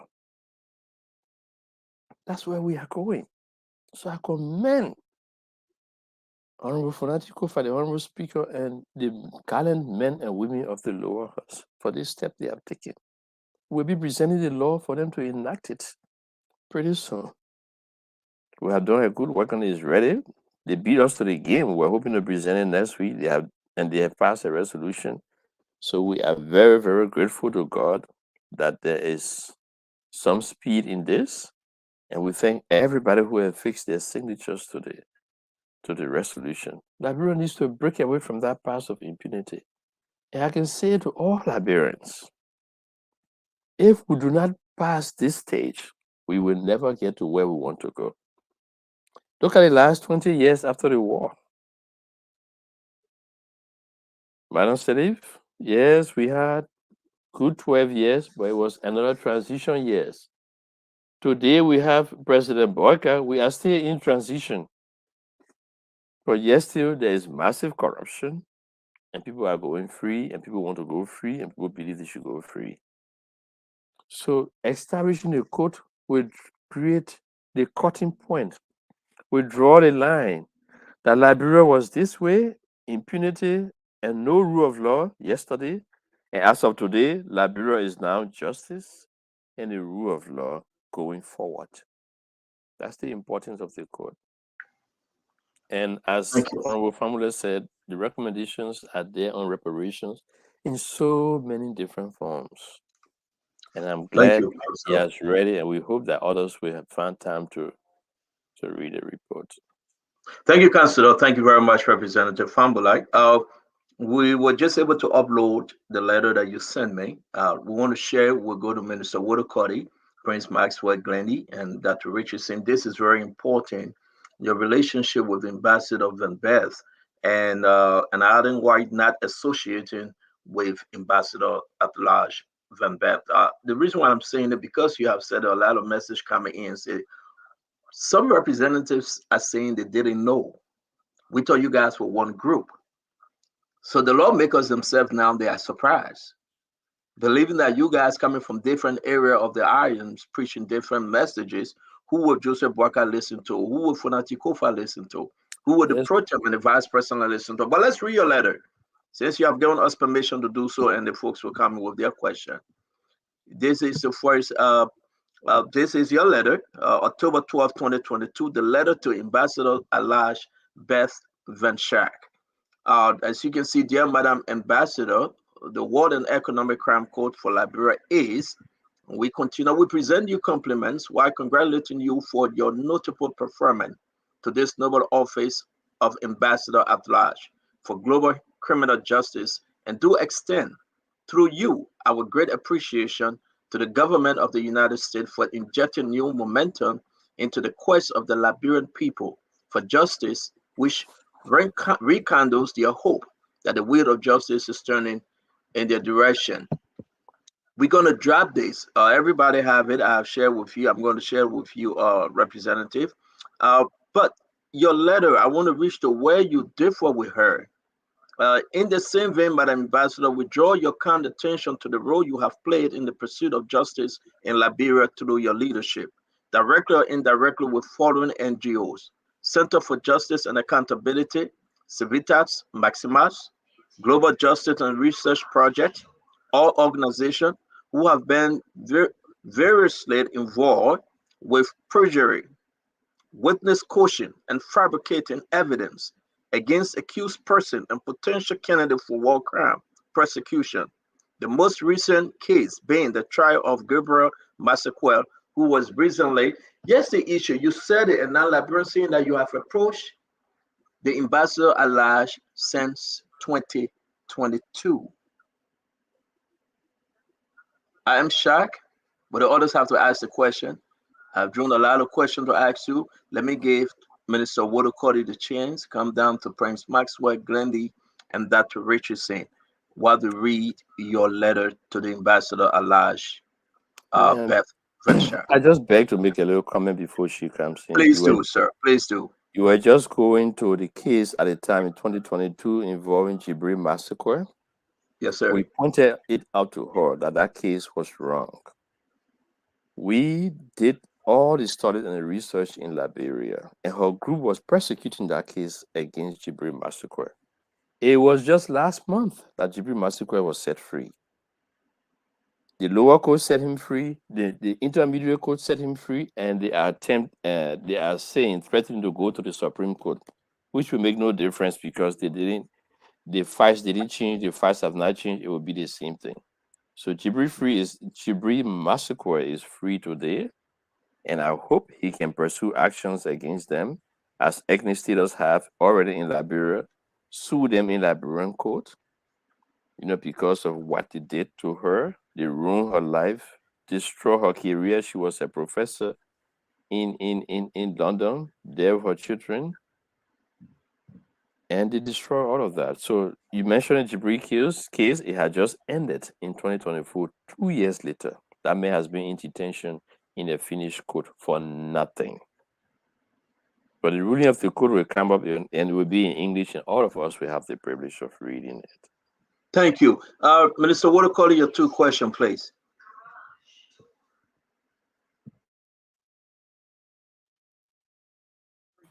We're not hearing you, madam. I say, how are you today, Counselor? I'm great, Mama. Okay.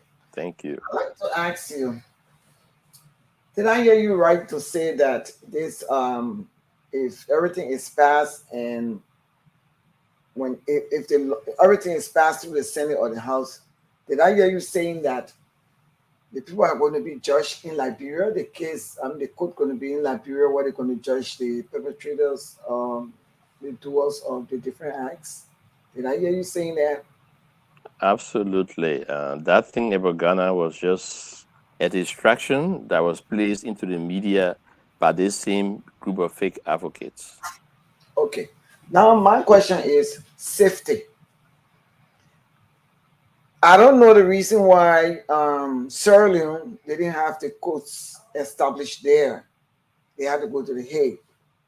Now, I'd like for you to tell the whole world and tell Liberians, what are the reasons for the Sierra Leoneans not having the courts established in Sierra Leone and the people be judged there? Was it for safety or was it for any other reason? My second question, let me just give it to you and then you can go on. My second question is, if the people are found guilty or not guilty, where do we keep them? Where do we keep them in Liberia? Are they going to be kept in Liberia if they're found guilty, or are they going to go to England where our former president is? because my concern is we can't even keep the normal criminals, here in jail. Anytime they have a political criminal or a normal criminal, normally they will tell us that the person broke jail, they ran away, they are looking for them, they're searching for them. So my problem is safety, and my concern is Sierra Leone. yeah. So can you just let me know? Thank you very much, madam. And if we will wait for everything to be perfect before advancing, that's going to create a quagmire. Life is step by step. The question of prison will be addressed by the War and Economic Crime Court. In the establishment of the court, all of those questions will come out and they will provide a solution. Because if you try people and you send them to jail, you should know where you're sending them. It's all part of the reform of the criminal justice system. And the court itself will address all of that. And as I said, there's a legislation that we will be proposing through the legislature and the Honorable President, His Excellency. And in that, those questions are raised, and you will see the power that the court will have to make a determination how Liberia and the court can make a decision on what needs to be done or what will happen further. In Sierra Leone, the trials were held in Sierra Leone, but it was the trial of President Charles Gange Taylor that was moved to The Hague because Mr. Taylor's situation in Liberia wasn't fully concluded. Mr. Taylor's situation, country Liberia was still shaky, and Sierra Leone felt he was not a citizen of Sierra Leone too, so the Sierra Leoneans were not interested in his trial. But he was indicted by their court, so they said, okay, take him to the ICC. Liberia is a signatory of the ICC. And we are saying we don't want to do Mr. Charles Taylor in our country. We are done with Sierra Leone. We have handled our people. Mr. Charles Taylor is a problem for Liberia, but he interfered in Sierra Leone's cause. So take him to the ICC. He belongs to the ICC, and the ICC plays a complementary role for criminal justice systems around the world. For Liberia, for example, if it gets to a point where the international community decides, well, Liberia is not serious about it, the ICC will be forced to come in. But at this stage, Liberia is now making progress, and we have not even dreamed about that because we wanted justice for Liberians. We wanted Liberians to see and experience justice. We wanted Liberians to see the breaking of impunity, the backs of impunity, so that everybody can know that we have crossed the line, we have crossed the Rubicon. The path of lawlessness and impunity is behind, and we are moving forward to justice and accountability and the rule of law.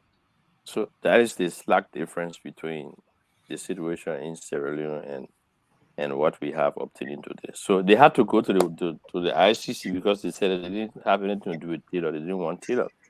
Some of them even said, well, if this Taylor man is here, we will lynch him, for example.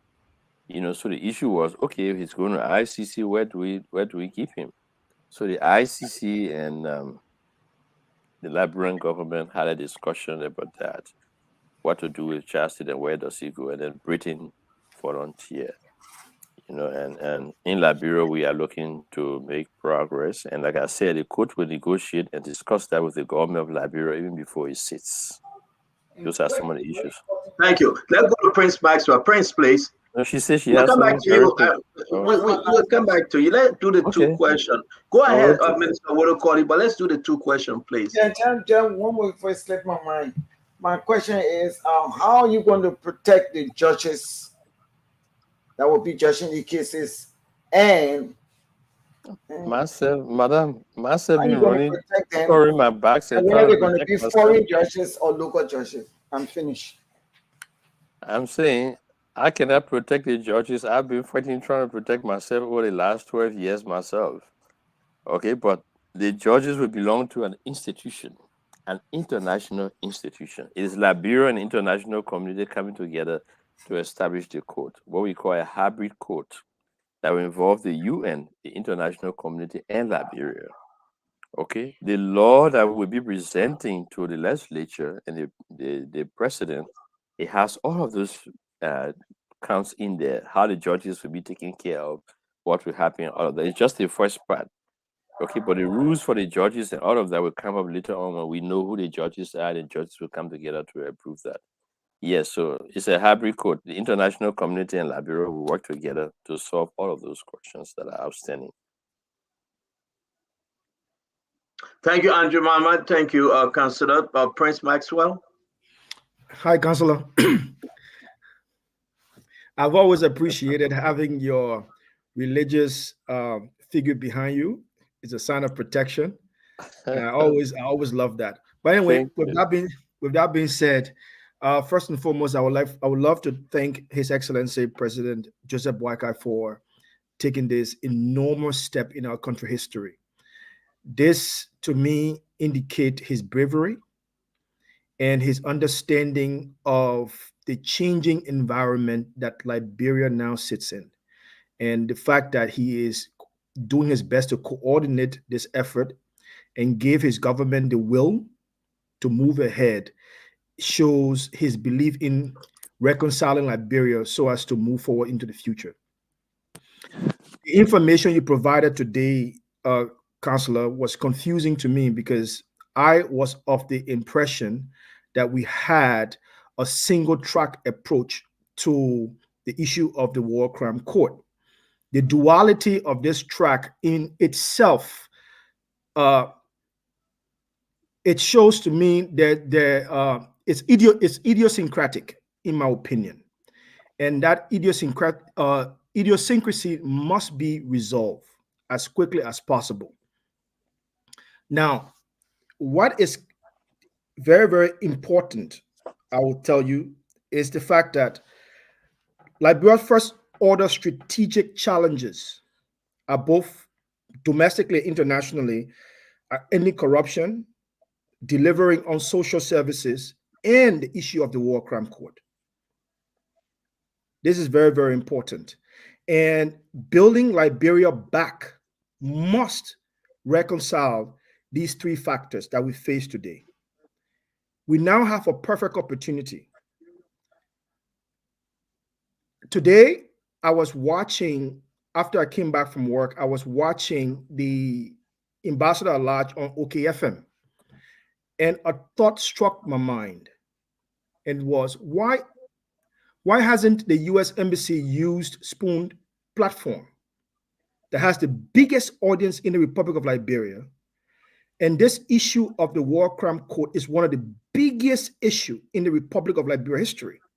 Why haven't they been interested in using Spoon Network to properly leverage the audience so as to spread the message of the next steps? My question to you, just one, my question to you is, Councillor, what will be the effect of this two-track approach that you're now speaking of? What will be the detrimental effect to addressing the issue of the war crime court? Thank you very much. May I say, Prince, that there's no two-track. It's all about methodology. The entire Accountability Group, they all endorse the TRC. They support the TRC, and they say and profess that their advocacy is based upon the recommendations of the TRC and in furtherance of the TRC. If you listen to the ambassador, she said similar things. And in literature published, she has said the TRC has a lot of good recommendations, and she thinks the government should seize the moment. So all of us support the work of the TRC and the establishment of the court. The only difference is we will not take ethnic state to court for war crimes when there is no evidence, no credible evidence. And then we call massa from the market and Johnny from the market and said, look, Agnes did this yesterday, and so we want you to go to court and say you saw her doing it so that she will be prosecuted. That's what we call coaching. And that's what that group, the accountability and other groups that I mentioned in the letter, have been doing. So that's why I said they're having a corrosive effect on the criminal justice system. It is wrong. I have prosecuted, I have investigated, and no prosecutor should do that kind of thing.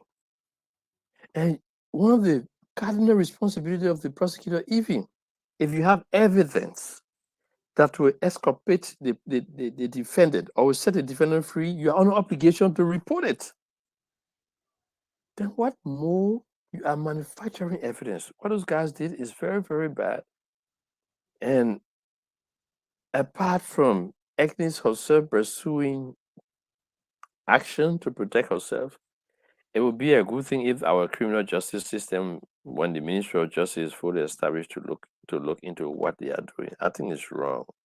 It undermines the criminal justice process. But I haven't heard them, and I do know of a fact that Hassan and Adam, when all of them support the TRC and the War Economics Crimes Court. And the Honorable Ambassador herself has said it numerous times. I've heard her. But I have just clearly told her that this group, because they are associated with manufacturing evidence, we will have nothing to do with them. We believe in the efficacy of the criminal justice system and the process. It should be a due process founded on credible investigation and before a venue that is credible enough and has jurisdiction over the matter. Lastly, for me, we know that there have been TRC actors in previous governments. Now that the case is open and it now has political will, for those who are still in government, what would be your recommendation to the president? I really don't know what you are saying. The president has presidential authority to appoint, and fire. And I join you in congratulating the president for moving this process forward. He's a man of wisdom. He doesn't talk much, but he does a lot of acting. That's the mark of a wise man. And if I understood specifically what you were talking about, I will know, but I think he will always act within what covers his jurisdiction, his authority, and his power. I will admonish him not to appoint, and then bad dude who has a checkered record of human rights violations or war crimes. I will advise that if those kinds of people are in his government and he finds them out, you have to get them out. But specifically, I don't know anybody yet that is exclusively under his domain, that serve at his will and pleasure, that fall in that category. But he's a wise man, and we can always trust his wisdom.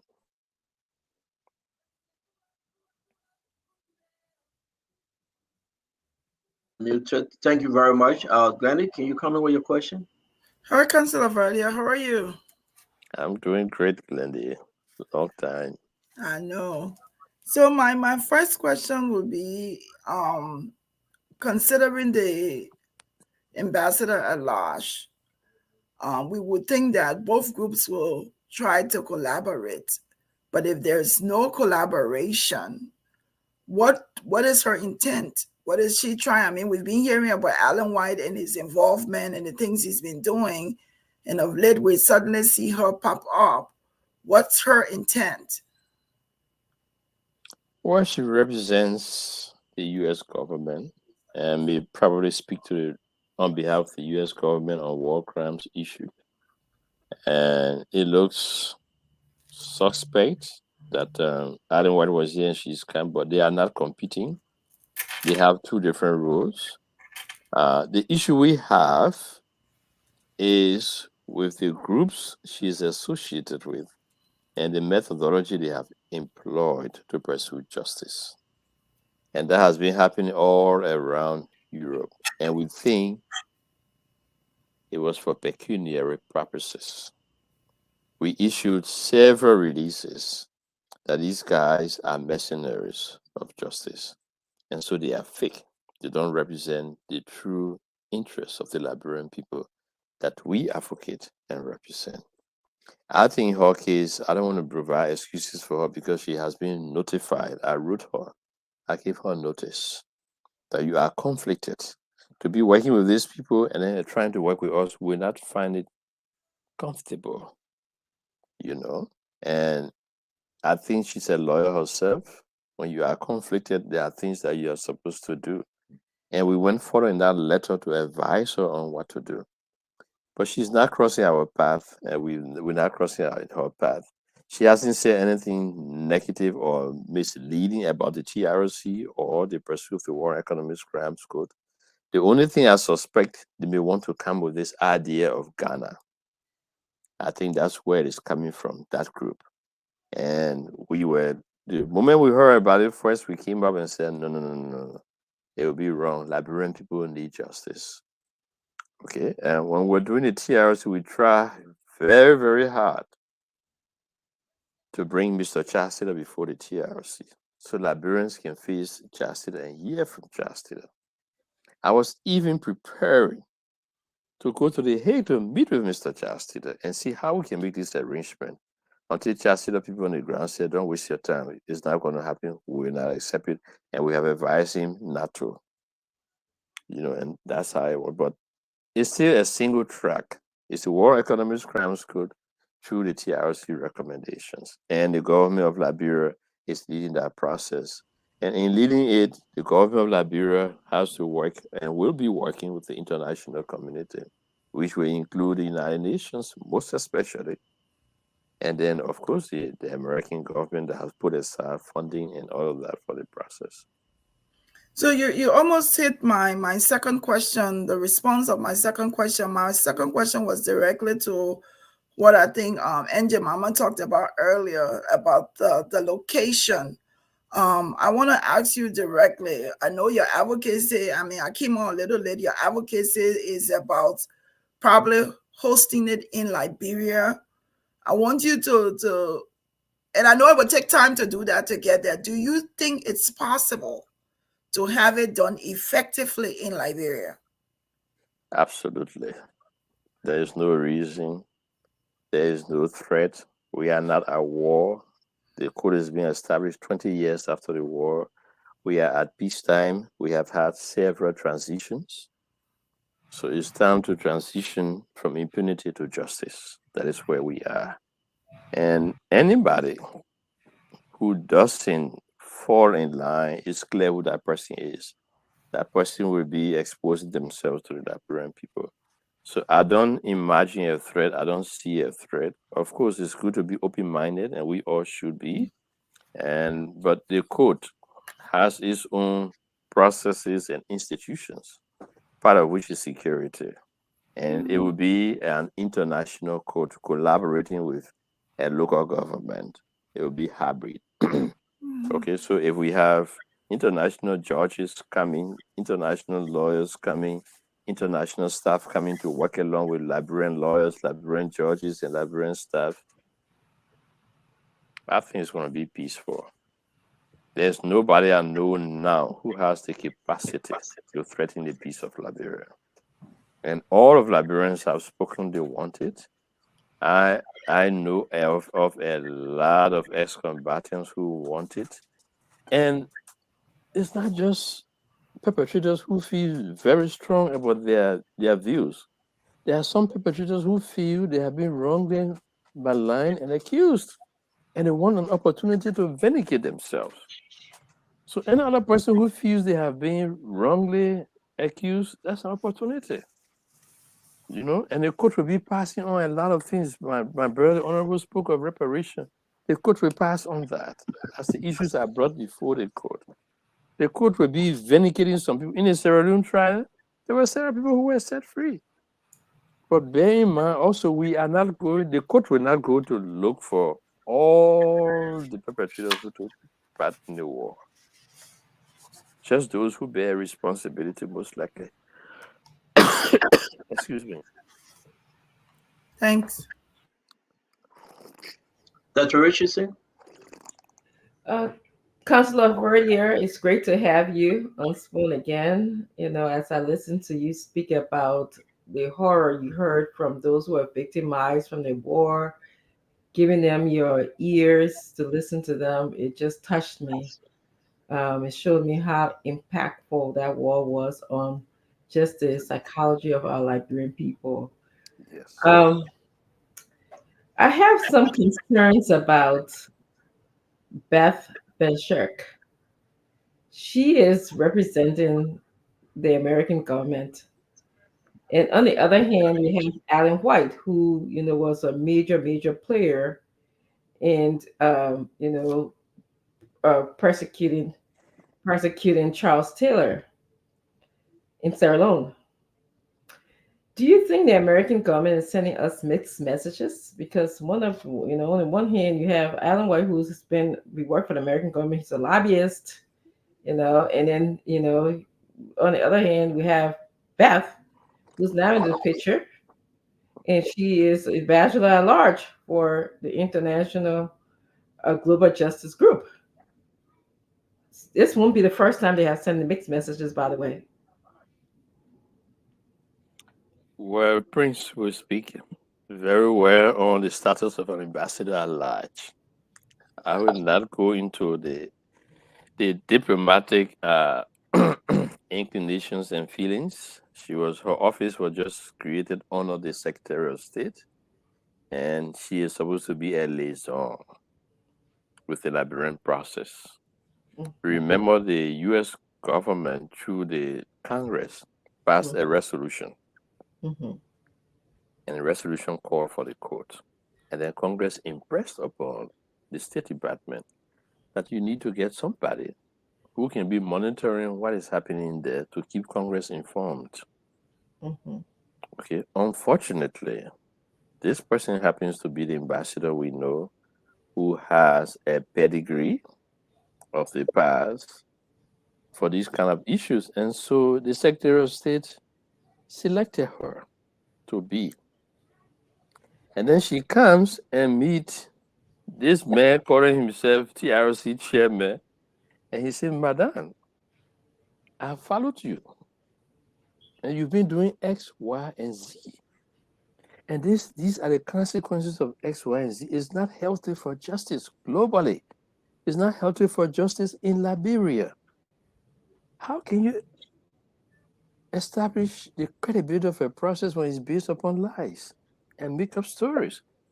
So this group that you are working with, we have nothing to do with them. And if you continue to affiliate with them, we have nothing to do with you.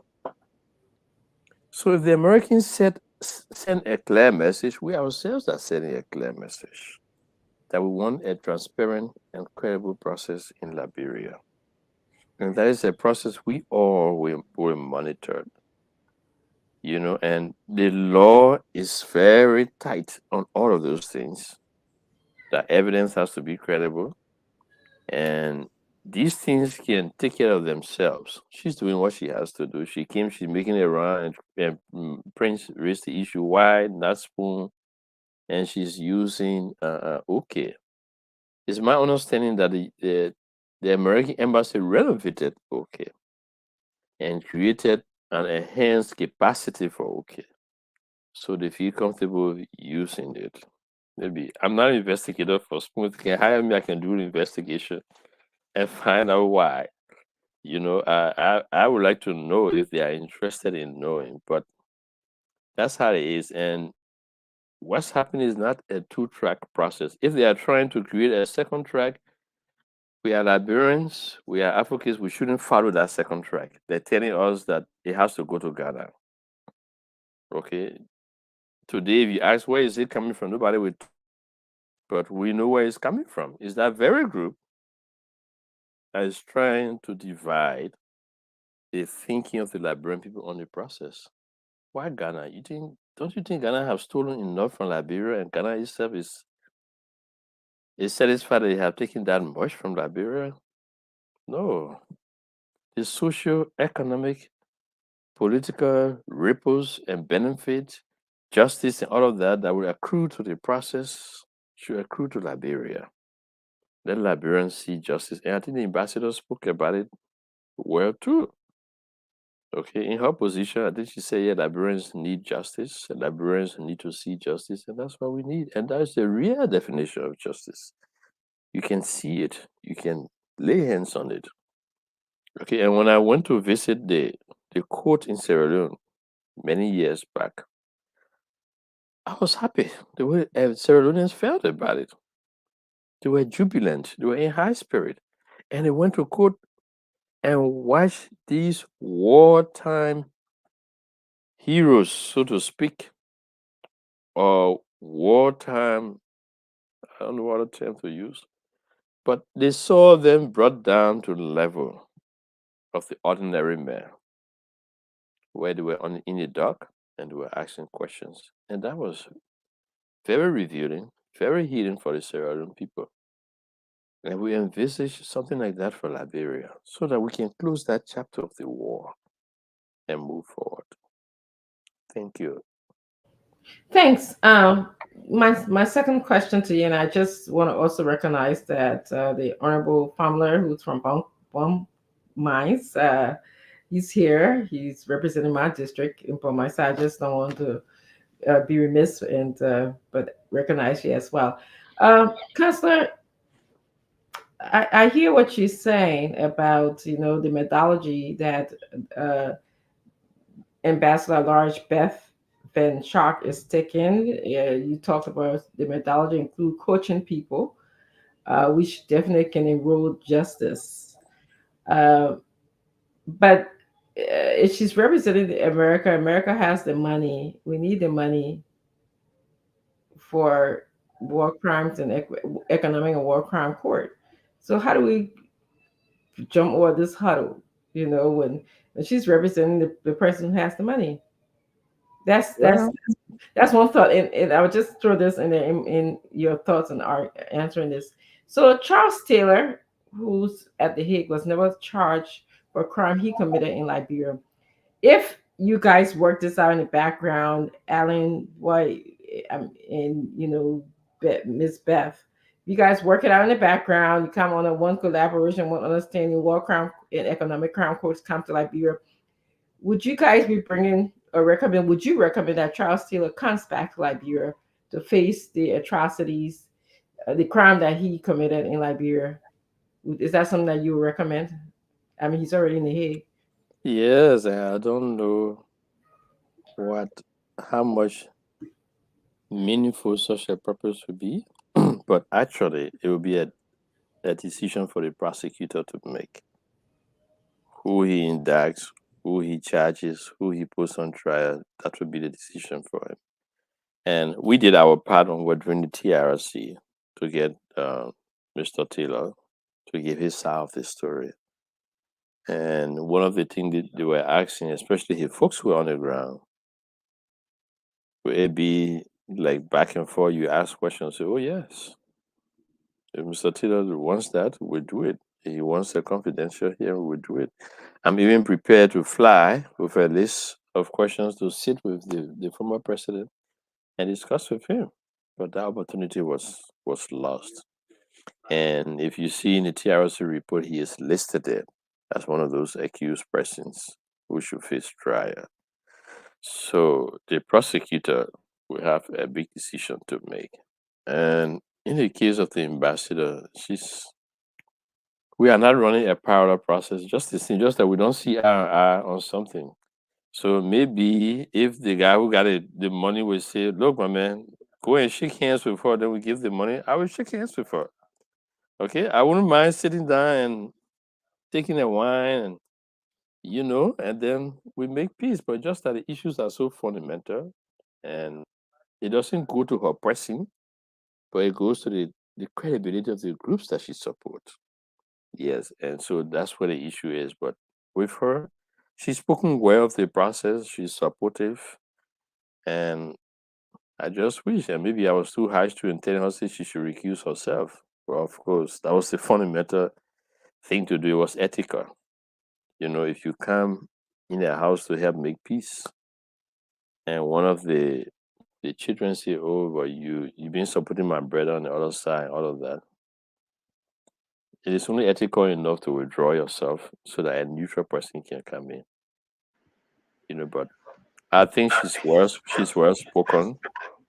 She means well from what I hear. I've listened to most of her interviews, and she's representing the U.S. government well. But it's just that some convictions are strong. Thank you.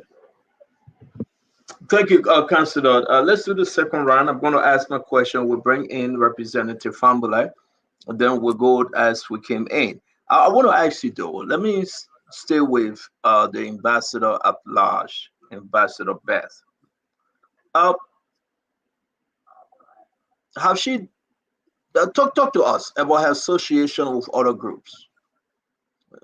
Have she disengaged from those groups?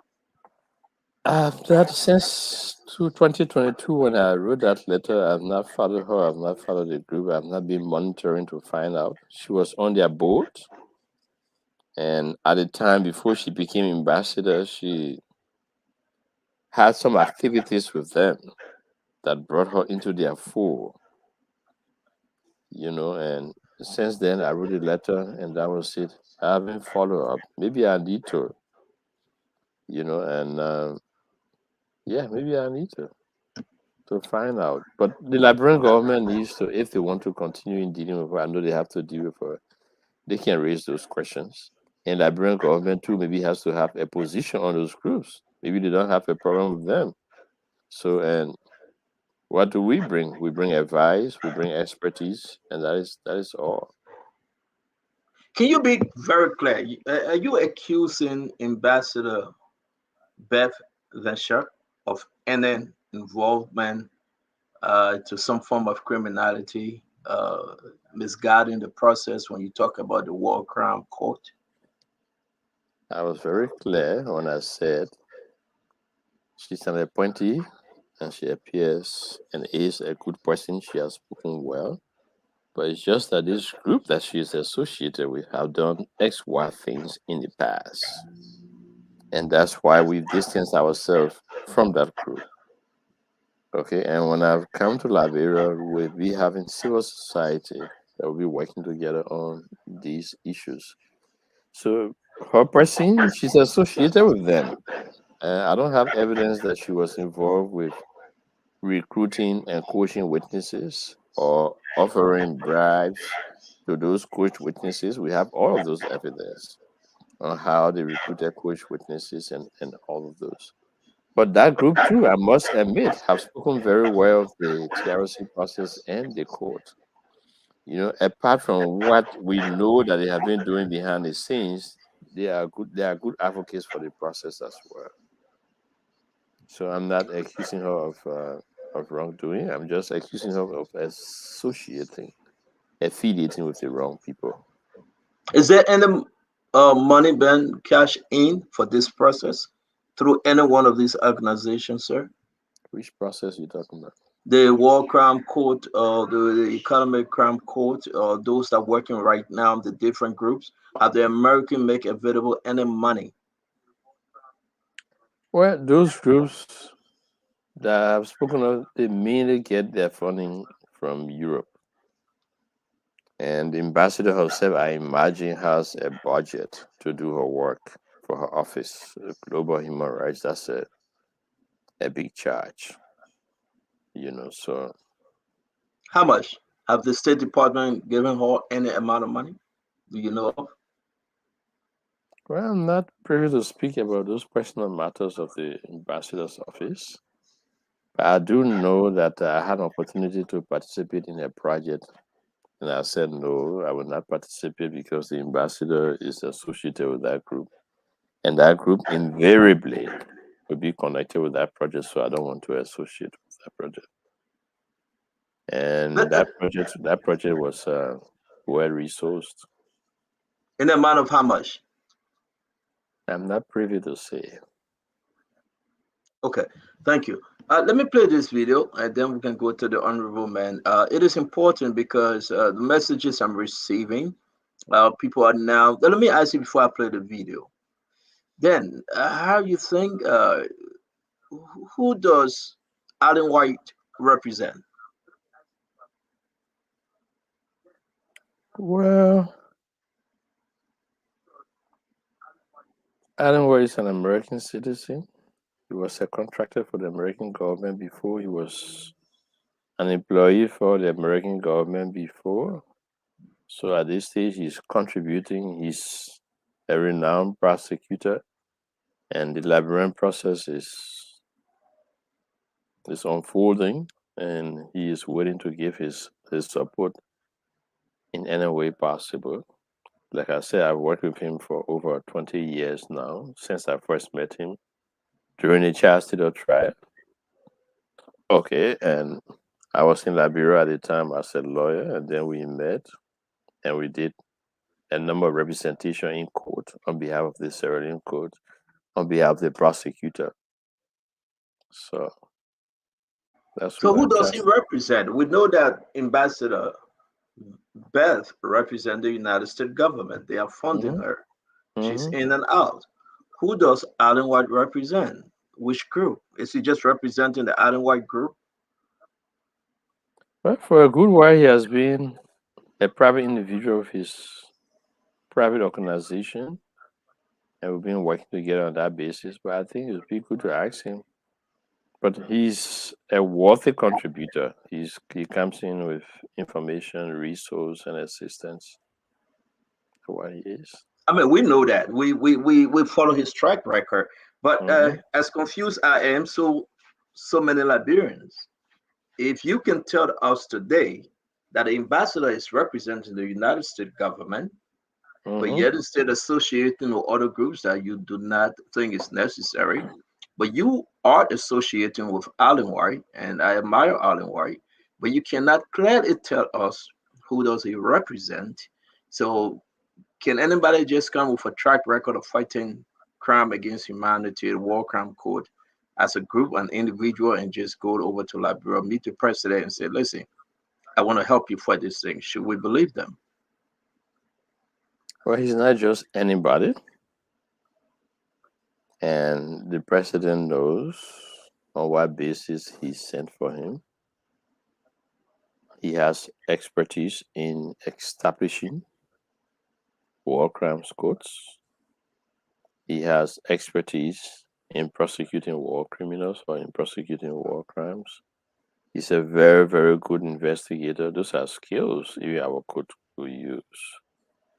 But in terms of his U.S. alignment, it's been a while. Information I have on Dr. Alan White is that he, at some point in time, especially back the last maybe 10 or 5 years, he was an agent of the American government or an employee of the American government. But I haven't asked those questions to be very specific as to what you are asking. Yes, but I work with him. He's a fine professional, and he has delivered. I know he loved Liberia, but don't you think it's a fair question for many Liberians to understand if we believe that? I'm Don't not you think it's questioning. I'm not questioning the question. I'm saying he would be the best person. I've not asked him for his status currently with the American government. I'm With kind the of surprised. ambassador. So sorry to interrupt you, sir. I'm kind of surprised that we can say Ambassador Beth Van represent the United States government.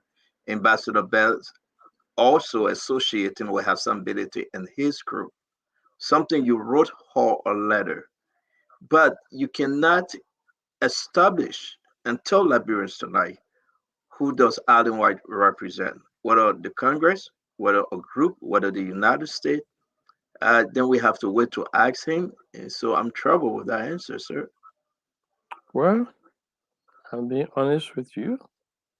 I know Alan White has a very big lobbying firm, and they have done a lot of work in the U.S. And all the time I spent in DC. I've encountered him on a number of occasions through his private group. He has not been introduced to me as an official of the diplomatic corps of the American government. No, I've met him in different capacities. When we first met 20 years ago, he was at the Sierra Leone court and he was an investigator. Myself, I'm an investigator. And so we worked together as a lawyer in Liberia, and we did very valuable work for the court whilst I was in Liberia. And we found a niche, and we've been working together since that time. Every time I want work done in Washington D.C. when I'm away, or I need Pooch, he was available to have it done. Okay, and Thank you. I'm sure he will put his expertise at the disposal of the Liberian government whenever it is needed. He has Thank you not very much, Monsieur. failed me or my group one day. Yes, sir. Thank you. Honorable Fumbler, please, you can ask your question, sir.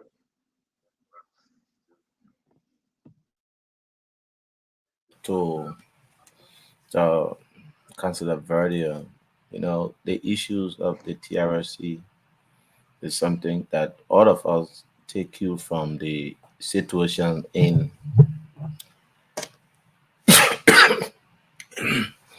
Sierra Leone. I think from the Sierra Leone court, they jailed few of those war criminals. But our court, there was a specific thing we passed on today. We passed a resolution that says the court will be established in Liberia if there will be a court. We passed a resolution because you are aware that the essence of that resolution is to begin the process that has broken down. From my own standpoint, there should have been a national parliament forum put in place to have conversation around the report of the Truth and Reconciliation process. Another question for you, Councillor Verdia, is that there's a part of this whole conversation that people are not focusing on, and it is one of the most important part of it. The aspects that have to do with the economic crime code. We complain a lot about people who have abused state resources, and probably more people are not paying more attention to that aspect of the report. And in recent time, the American government has placed specific economic sanctions on people on the basis in terms of their actions locally, and when such a conversation is brought on within the national space, for me, I would like to know from you, because you have had a lot of different meetings and conversations. Firstly, is to understand as to whether or not do you have a clear list of people, because prior to today, you had a list of economic people who you believe from the TRC standpoint that has violated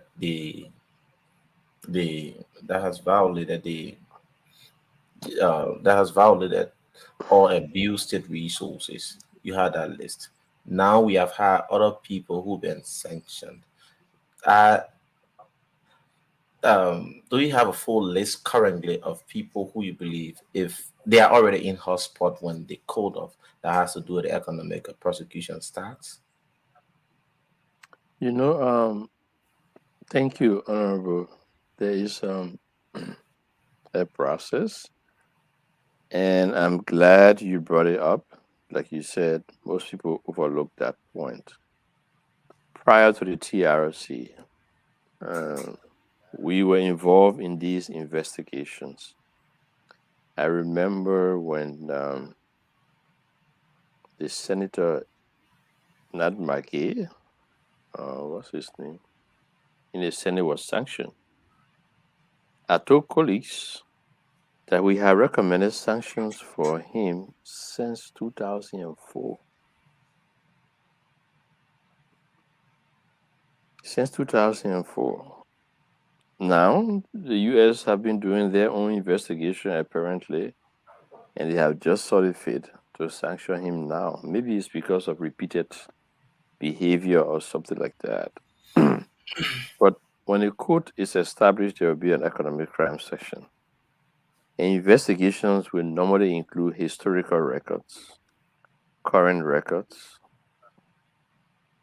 past records, and future analysis of what the situation may be. In a law that we are recommending and will be presenting to the legislature pretty soon, we have a period in it. It would be good that you focus on that too. And when it comes to economic crimes, we said from 2004 to present. Okay, in the case of war crimes, we know the period for war crimes because it was during the period of the war. So yes, I'll be available to assist, but the prosecutor will have an investigation team that will do robust research. Okay, it will be historical, it will be free sourcing, there will be confidential sourcing and all of that on who are those involved with economic crimes. But we have done, like you said, prior documentation on economic crimes.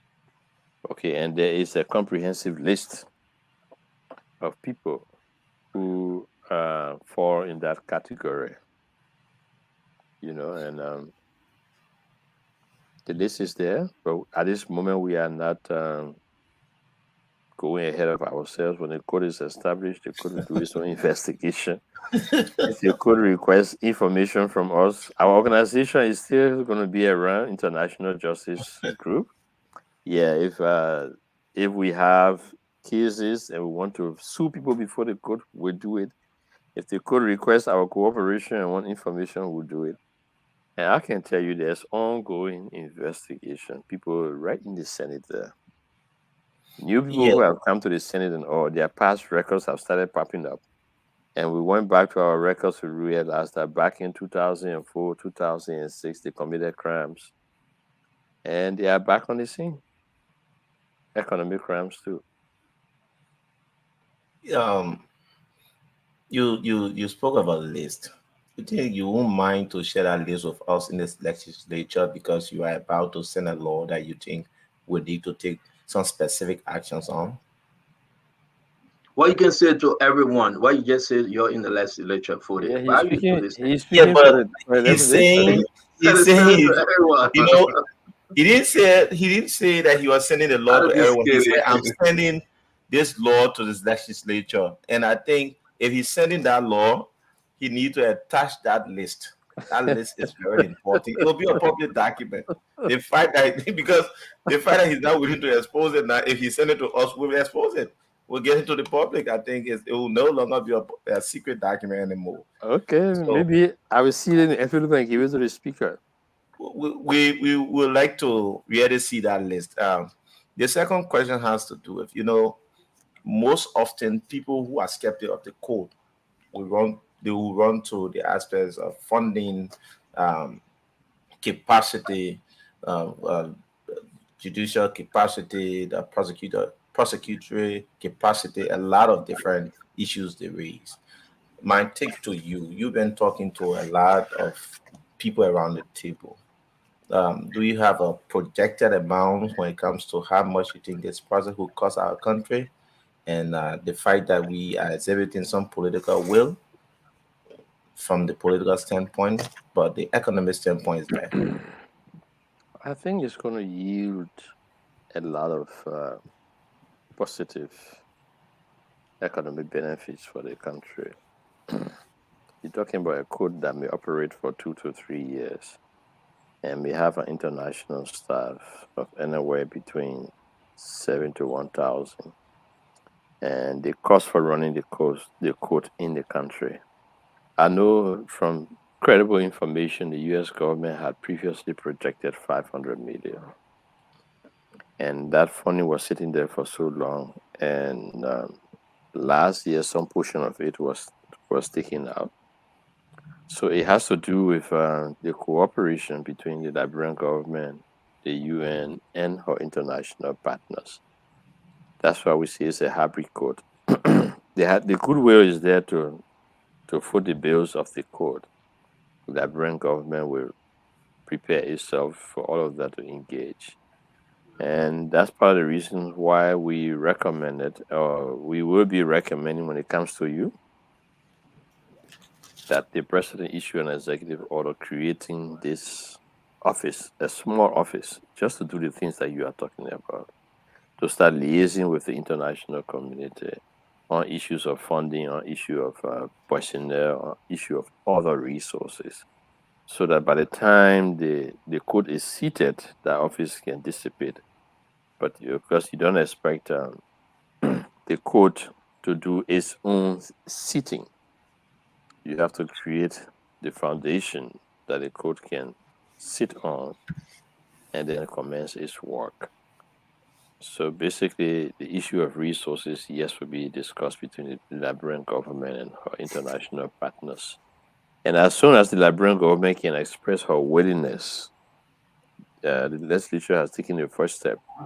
As soon as the official communication can get to the international community, they will come up and let the Liberian people know, let the Liberian government know what they expect from the Liberian government and what they will do. So we will access those information as soon as the process can get started, as you, as the legislature, have started already. So, see, I can continue. Just hold that thought. Let's bring the other in when we go back to the one question, because it's after 6 years, that will be after 11 in Liberia. They give the others the chance, please. Mr. Representative, please. Minister Wolokoli? Well, I have no question really. Thank you, ma'am. Prince Maxwell? I mean, right now we're sitting in the presence of a technocrat on this issue.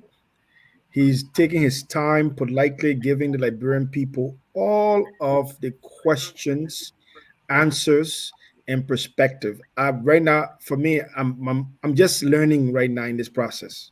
So I'm just here for now to learn. Thank you, Prince. Glendy? I don't think I have any other questions. Let me see. I don't think I have any. Thank you, Glendy. Dr. Richardson? Yeah, Councilor Ferdier, some people believe that the original members of the TRC are not intact. And they believe that it impacts the credibility of your work. I personally don't believe that, because I believe that, time and change and things can happen. People pass, people get sick, people have different interests. What do you think of that? What do you make of that? That the fact that the original TRC investigators members are not intact, and that can impact your work. Well, a good question, but I will answer it to say this way, that the commissioners of the TRC came from diverse backgrounds. I knew, because of my advocacy and my work, I knew everybody on the commission. But everybody on the commission did not know each other. And I think that's how I easily also became chairman. I was abroad when the president said she was ready to commission the commission and we need to hold elections. And then they called me. I said, "Oh, you can go ahead. I'm still taking a vacation because I know this is a very tough work." And then they said, "No, you got to be here before we go ahead." I said, "I will support anybody who becomes chairman." They said, "No, we insist that you come." So I cut my trip short and I came. Eventually, I was made chairman. We built relationships over that period of 5 years. And some were intractable, some were very, very nice. Some relationships last for a while, others will last a lifetime. But everybody went about their private lives. Mm-hmm. The work of the TRC was very, very telling on the health, the emotions, the resources of people. I just explained how I cried, I broke down and cried, I had to take psychosocial counselors to come. And I was the chairman, and I think I was the youngest and the strongest, I thought. So you can imagine the toll it had on other commissioners. Some people don't even want to discuss about TRC. They finish. With that hard work, they're gone. We try to stay in touch, but things have happened. People go their separate ways. In my case, I organized the International Justice Group. And I've managed to keep it together with some people who were prepared. Some TRC members were on initiative, but they dropped out the time. People wanted to do other things. People wanted to move on with their lives. And certainly, Dr. Richardson, that's what happened. The work of the TRC is done or was done. I can tell people. President Sirleaf didn't do it. Mr. Weah didn't do it. If President Boyka doesn't do it, there will be another president who will come and do it because it's necessary for the country. So we are in no haste. I'm not worried. I'm not moved. I'm not troubled.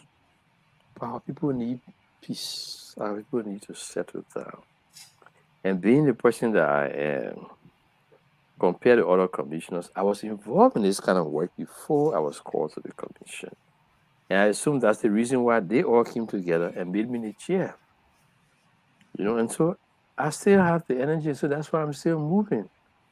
But I can tell you, Dr. Richardson, it hasn't been easy. I can imagine. It hasn't been, and I try to stay in touch with most of the commissioners. And if I tell you how long I've been in the United States, when I've never had any intention of living in the United States, I've never lived in the United States before. The longest I've stayed in the US for 3 years. So you wanted to go home? Oh, yeah. I'm not 3 years. The longest I stayed in the US was 3 months. But I've been here 12 years. My family shattered.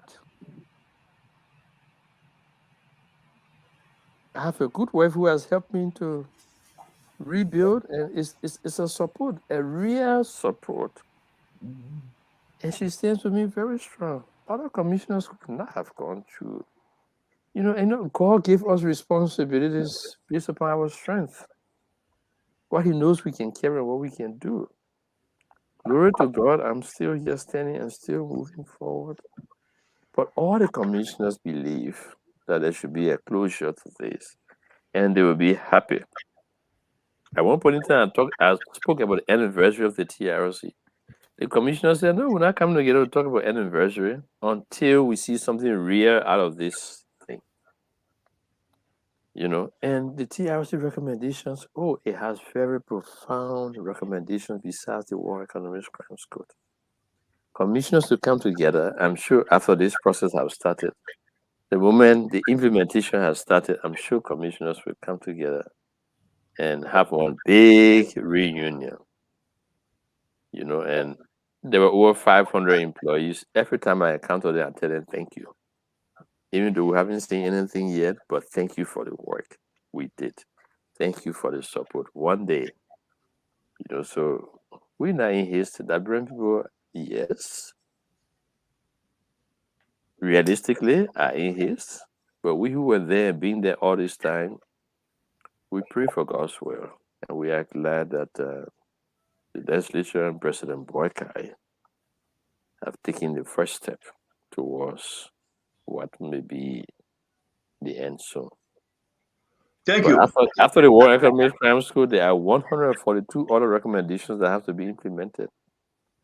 And it wouldn't need a code necessarily, but somebody spoke of political will and political action. That's where we are now. Mm-hmm.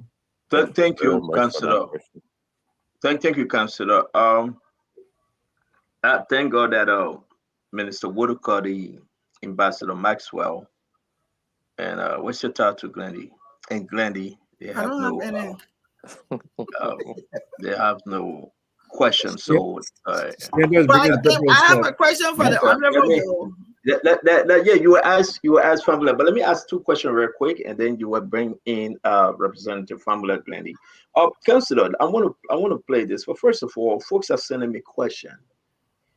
The war crime court and the economic crime court, are we going to see Madame Salif, the former president, being called? I don't know. I wouldn't be the prosecutor. Is she part? Is she on your list? Since representative asked you for that list. I don't have a list anymore. Once the War Crimes Court takes over, they assume responsibility for all of that. Madam Salif has been tapping my list for a very long time, and you know that, and for good reasons too. You know, so it's a matter for the prosecutor. You know, and do you think we will go back to 1989, 1990? Will we go back to the start of Madam Salif getting into power, 2005 up to present?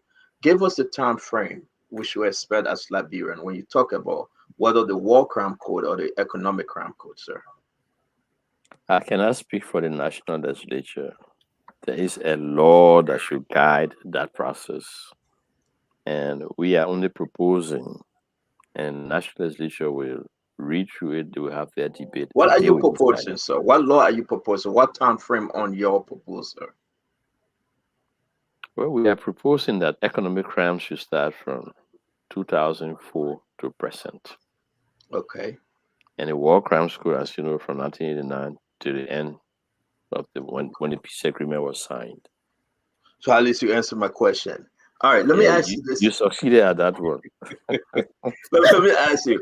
Well, another photo of watching you right now, a very high-profile individual, as a CEO Stanton. Government is continuity.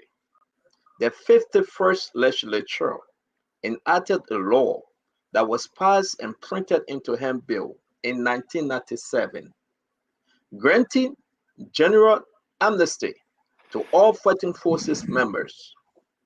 Both the lower house and the Senate passed that law. What will both houses do with such a law now? What do you know about this 1997 law, sir? In the first place, sir, there's no amnesty for war crimes.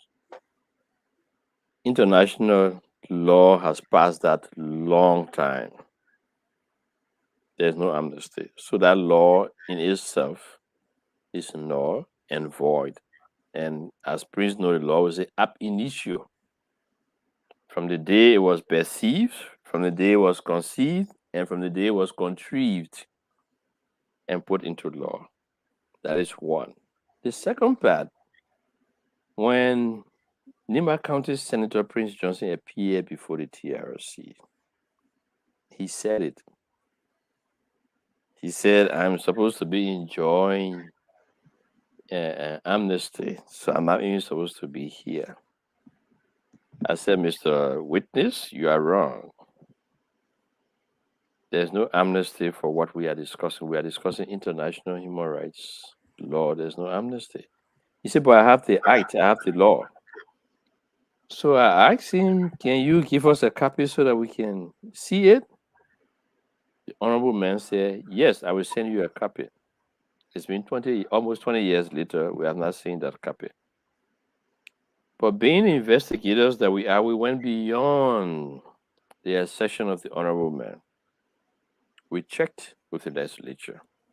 There was no record in the legislature of that law. No record on the lower house, no record in the upper house.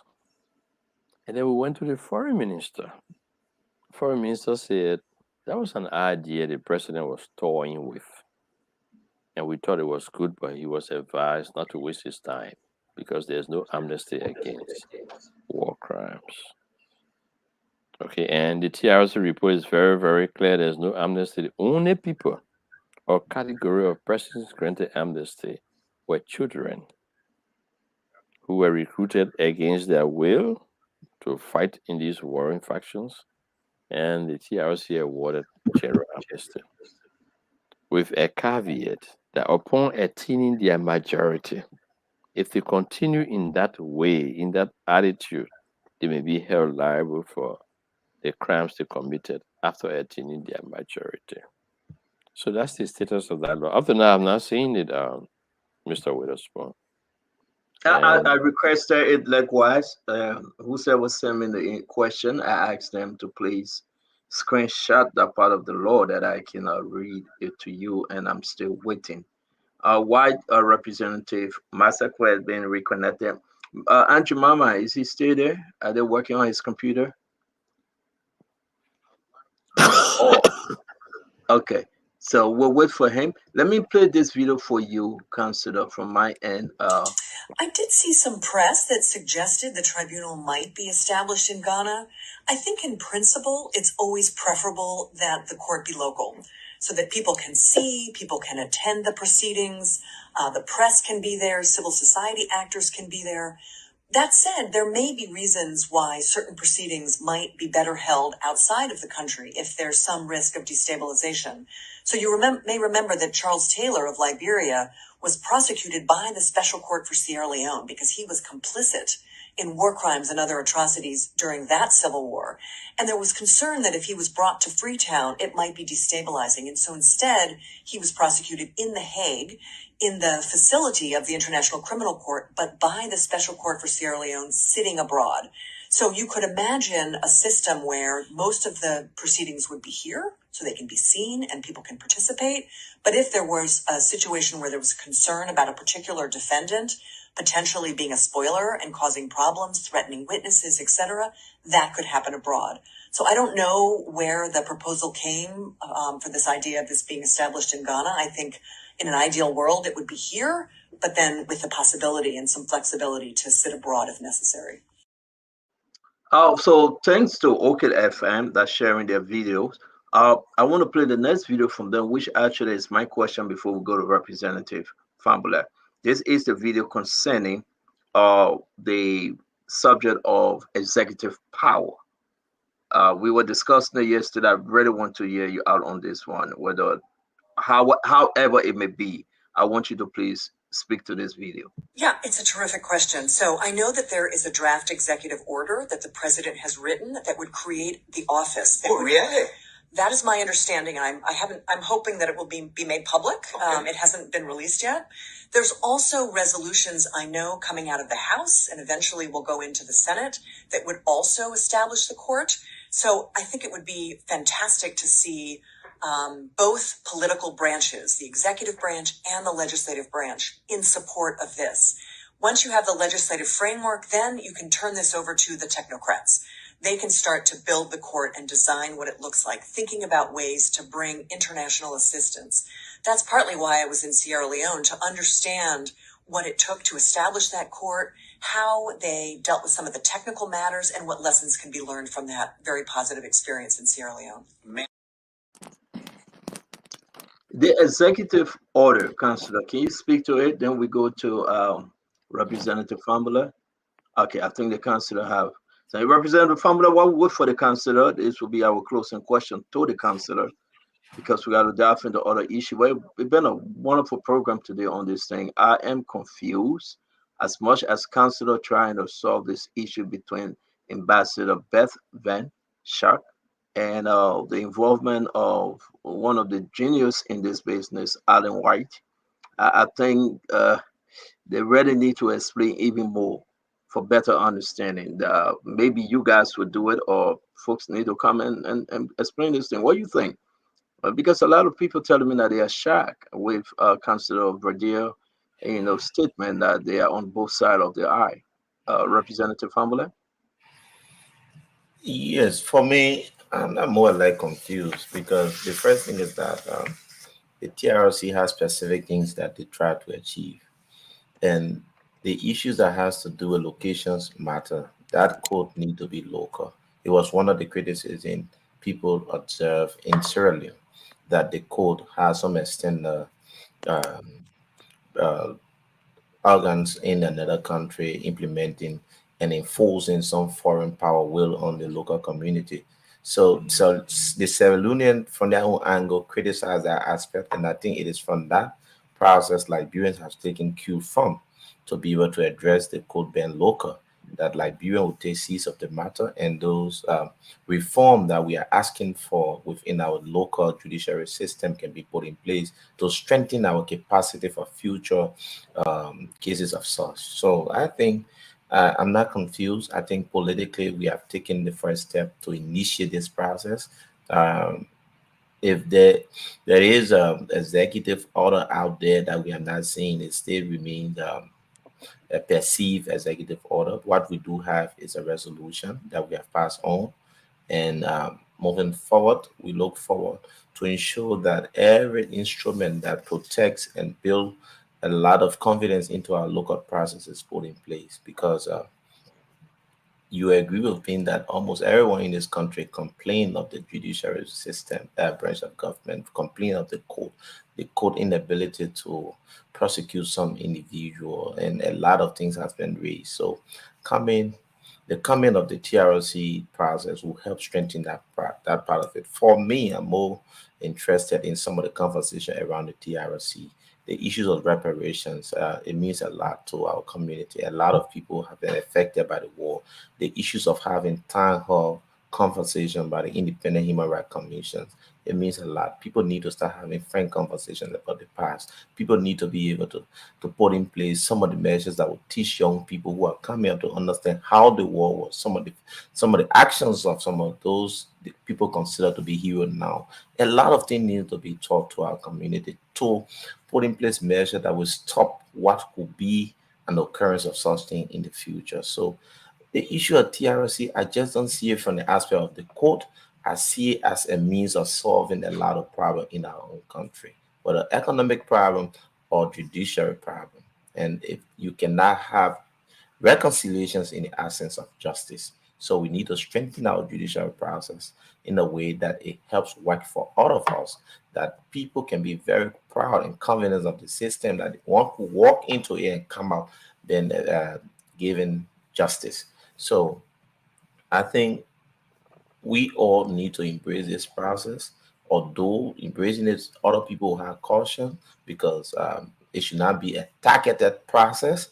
Because if it is targeted, meaning people who now appreciate the efforts that thousands of people who put in it. I think if it is holistic, that deals with the system and help to strengthen the broken system we have, it will help us a lot as a country. We want Liberia to go to move to the next stage, and by doing this, we think people or resources that help to strengthen our capacity means a lot to us.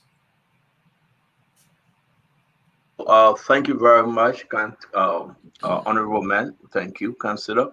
I want to say thank you. I know my question was about the executive order. I don't. Let me ask my last question, because I have to leave, and Dr. Richardson and the rest will take care of the show.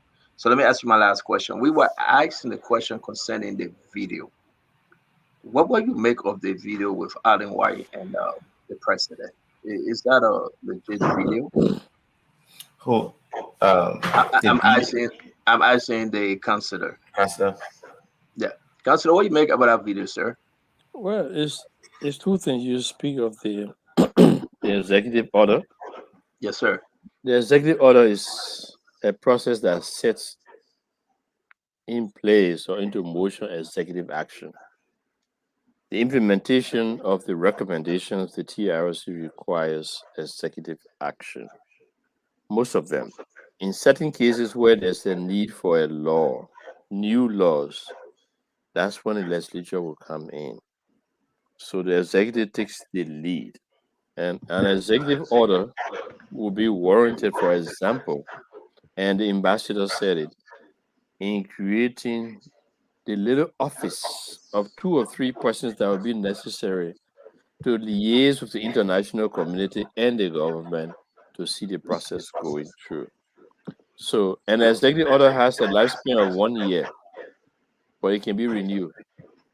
So if the president has an agenda that is before the legislature, and the legislature is maybe slow about it, normally the president will issue an executive order even before he presents it to the legislature, so that this action can be in place whilst the legislature is looking at it.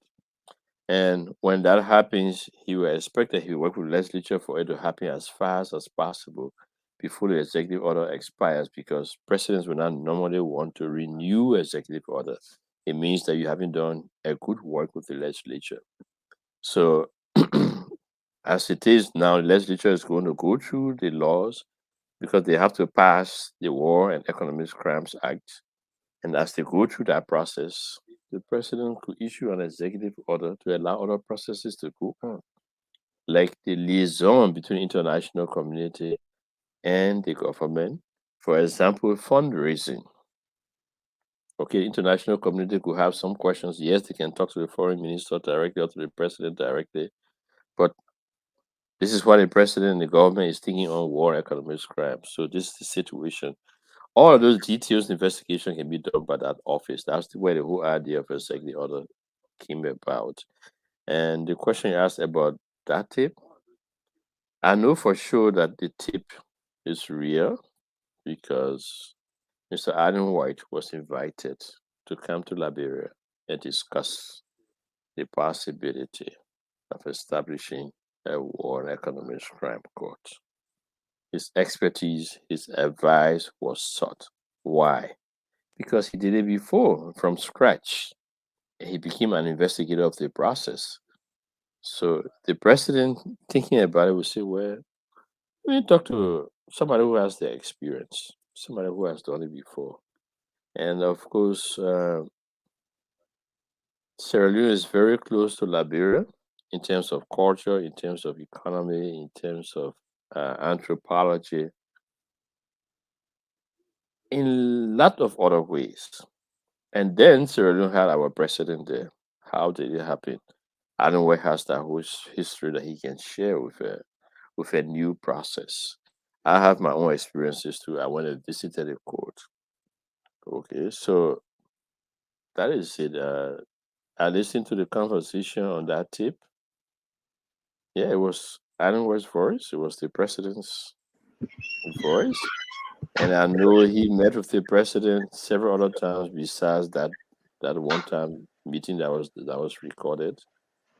And it was all part of moving the process forward. And now the ambassador has come to crown it up and say, yes, let's move forward. And I'm so happy, we thank God that the lower house has taken the first step, first very significant step. The president took the first step when he announced it, and the lower house has taken cue. That's what we call three branches working together, coordinating and doing the work of the Liberian people. So I thank the legislators for listening to their people, because without doubt, the Liberian people want a process. Liberians have to put the years of the war behind and move forward. Yes, sir. No, I'm kind of surprised. You say you show that the tip is legit. The tip is not fake, and a lot of argument yesterday is saying the tip was fake. And I mean, it's kind of important for us all to share in this. If it is true that the tip is not fake, you say you are surprised, so that means you have information better than I do. No, I cannot. Counselor, I know sometimes you push me, especially when we're talking, privately. I really decided to reserve my comment on this issue, because I strongly supporting Joseph Yuma Boyka, and I want the folks to do the talking. But yesterday we had a group that most of the group said the tape was fake. And now that part of this thing, and Glennie, I mean, you was on the show, Glennie, Dr. Richard saying, Minister Woodacoli, and but you can today say the tape is real, then we will believe you, because you're coming from the place of strength, someone that we can trust in this process. I support his position on the tape being real. If you listen to the tape, for me, I analyzed the tape. I think you and I spoke about it once upon a time. I analyzed the tape, the background, the tape, the height of the both parties sitting down, the structure of the room, the color of the room. I analyzed all of that. Plus, President Boyka made mention of the man name in the tape, Alan. He called his name, Alan. You're a good friend of Liberia. Oh, Prince. The table, everything are the same. So that's Prince, let me just say this, and I'll beg Councilor not to ask me again, because I'm about to run away. I will just say and run. Today is Tuesday. The Bible said it. Glenn, you know that. But I would just say this: the tip is real. The tip is not fake. And as the councillor said, President Barker have met Alan White on so many occasions. Okay, we cannot tell the time or the place that they have met, but that tip is a unique tip. And Alan White is not hiding anything. I think I would do my closing. I'm sorry, councillor, I really have to go. Madam is on my shoulder. Like I know my mom, Katrina, she right on your shoulder watching you. And a mistake, she would check you. So Madam is on my shoulder too. We gotta go. But let me say this. Yeah, I know they over sending me text message. She said she watching him. But I would say this on a weird thing though. I think people should embrace Alan White. And we should champion this thing and fight for it. My only downsides were, and I hope at the end of the day, Alan White Group, including Council of Verdale, we come together with the ambassador at large, Beth Van Schack, and they will find a solution. But as I said yesterday, I believe folks should be cooking some palm butter for Alan White to eat in Liberia, cooking some cassava leaf because of the great thing he's about to do. He has proven himself in Sierra Leone and other places. And if everybody you ask today, they will put their hand up and say, I want a war crime court. Now, when a few sedition putting their hand down when you talk about the economic crime court, they are putting their hand down. They can't put their hand all the way up when you bring the economic crime court in it. But the war crime court, majority of Liberians have agreed. You ask Brent Johnson, he said, bring it. You ask Joe Bowley, he said, bring it. You ask Yeke Koluba, he said, bring it. Even Yeke Koluba sponsored one of the resolutions. So everybody want it. So if you can find an individual like Alan White that will bring everything on the table, his sweat, his blood, and everything to make sure that this work, I believe folks should be at the airport celebrating the arrival of Alan White to fight this thing, but even Council of Verdale, because this will be a new day for Liberia, and everyone should preach, everyone should encourage, everyone should try to teach our folks in the interior about the importance of the War and Economic Crime Court. It is not witch hunt. And I hope the president, Jose Yimambuaka, can fight this to the lives. If he will not achieve anything, this will be one of his greatest achievements. That under his presidency, we have come together as a people to fight this War and Economic Crime Court. And every radio station should carry, regardless which side you're on, and we should fight for this good cause because that's what everybody wants. I want to appreciate you, Councillor, for coming on Spoon Talk. I have to leave because it's 6:38. If I spend another second, Councillor, you will have to leave from where you are to come and help me out here in New Jersey. So please, I'm leaving you in good hand. My dear friend, for the fumbler, as always, I'm leaving you in good hand. Among them all, I pray that I will pray. I'm not trusting Glennie on this one, but I hope that you will follow suit. Y'all have a good evening. Thank you for coming. A beautiful show always. Tomorrow, folks, will be here. I know we're trying to bring in somebody who will send the announcement. We'll be talking about the issue about the budget. We heard that the budget will be presented next week before the lawmakers go on the recess. The budget will be presented. If not, we'll have to hold them. We're also going to talk about what is happening with the FIU.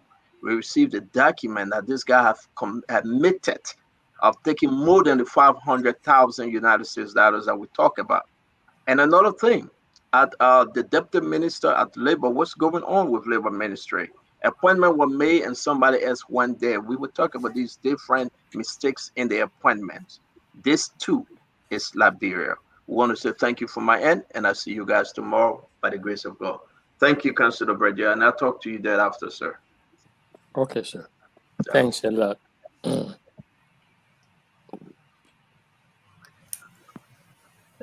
Good. I think it's just great timing. We can move on to our closing. I believe, Linda, you had a question for the Honorable, right? I think you can post that question. I had a question for Honorable Famule. And my question is, with hearing all of this, I watched a clip today of the representatives. I could not interpret what the excitement was about today when they did the vote, I believe. But there was a lot of noise and a lot of dancing and a lot of cheering.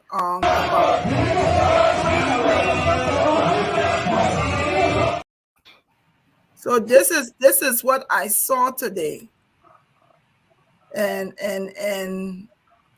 I don't know how to interpret what I saw coming from the house, whether they were excited that they finally got it, or whether I should be excited if I have families who died in the war that finally we got there. I couldn't understand what this moment was, because I think to people who have lost people, I think this was a really serious moment. And then some of them were just chanting. So I want you, if you were there today when that happened, I want you to explain to us, what did you feel at that moment?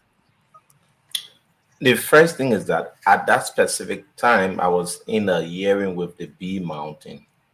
I watched the video, and for my response, I said, the area you see is a political theater.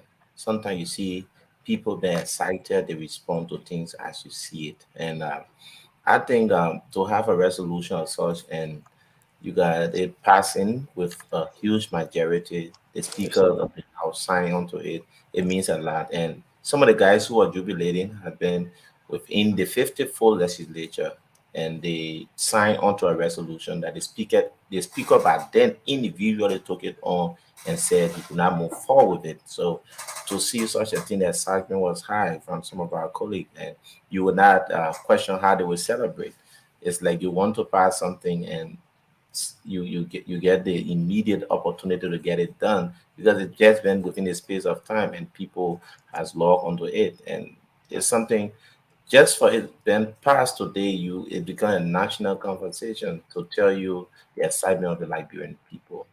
I think a lot of things need to be said. It's not just about that excitement. A lot is been put in place to ensure that people remain consistent and committed to this idea.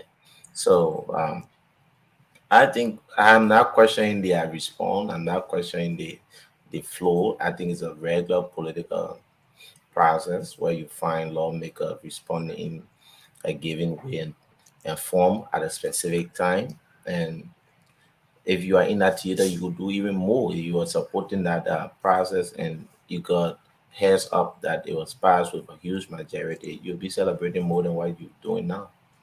Okay, I just wanted to hear you, because you're a representative here, and hear your perspective on it, because so many people can interpret it different ways. My last question to you is, hearing tonight that there are these two groups, the Island Wide and the Ambassador at Large, and I don't know if you were informed prior to today's vote. Were you informed that there were these two groups as a representative?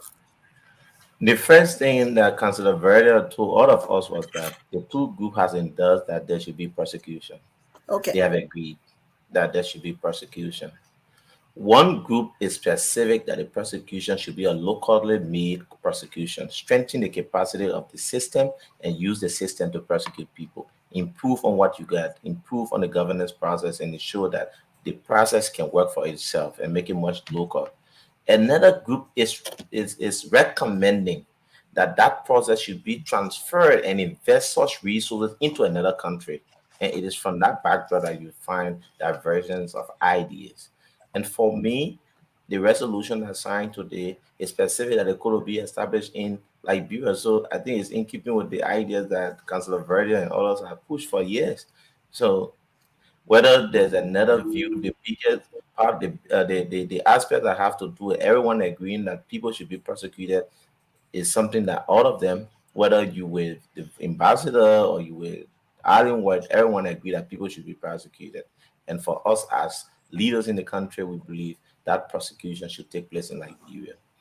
So we're not after which kind of group. We believe all the groups still support people to be prosecuted. Okay. Thank you. Yes. Okay. So I'm going to actually pose a question that was sent to me to Councillor Verdier, and then I actually want to give Auntie Mama the opportunity to just do her closing as well, because she's in Monrovia, and also one of her family is in Monrovia, so they can get out and be safe out there. But so let's ask Councillor Verdier to do his closing. In his closing, can you please answer? Somebody just sent me this question. I'm going to read it to you. Can you just include this question? And it said, Colonel Moses Wright, the former commander of the 1st Italian, and many other Grenadians who live here in the United States murder many people in Liberia. If the court established, will they go to Liberia to face persecution? That's the question I wanted me to ask you. And then, so can you just do your closing for us, and then we'll go to Angie Mama, and then Honorable Pamela, and then Lenny and myself. Okay, thank you very much. And I think it's a good question asked by that person. It is an individual specific question, and that's the kind of question the court will address. The people we call prosecutors, they make decisions based upon a lot of things. And the court will be an international court. Anybody sitting down anywhere can be requested to appear before the court or can be indicted by the court, and the international community will assist you in getting that person to come and appear to respect the decision of the court to send for you. So should that be the case, the prosecutor will initiate the necessary process with the United States government, with other international actors, to ensure that the processes are respected, especially if the person is a Liberian. You know, it makes it even much easier. Normally, when people have dual citizenship and their nationals or their state of origin can normally try to protect them and say, especially the United States, look, we have the best judicial system in the world. So if you want to try our citizen, just try them here in America. Bring the evidence. Let's go to our court and let's try the person. You know, and that's why I would say for that the prosecutor will decide whether to bring Charles Taylor from The Hague or to bring Mosera and other persons from the United States to go to Liberia and all of that. When an indictment is issued by an international court, it's in your best interest to comply, because they will track you down, they can force you, sanctions can be imposed on you, and all of that. And we still have others in the country already who are potential persons who should be facing the court. But I think it was a nice occasion. We interacted well. And Honorable Fambula, it's a pleasure and an honor meeting you tonight. This is perhaps our first interaction, I don't know, but it was a pleasant one. And we are only 2 years. I see we have 3, so it's 3-2 year now. And You better be careful. Watch out. that's why I'm anxious. I'm anxious to get out. I'm glad you asked me to do my Councilor Fredia, you know, I have to share with you. Many people might have differences with you, including myself, but I want to just tell you that you have a wealth of knowledge that you can contribute to Liberia. We're very thankful that we still have you to be able to educate us on, the process of war crime court or economic crime court. So I want to tell you, thank you for coming on to Spoon tonight as well. Please go rest in peace before we take you on tonight. Okay. Thank you very much, and I appreciate the interaction as always. And we are available to come. Like yourself, I've been a teacher for many years. Okay, before I switched over, that was my first profession. Before I went over to do law, and before law, I was an accountant and all of that. So, like you said, I have a lot of experiences that got across. And the War Economics Crimes Court is. And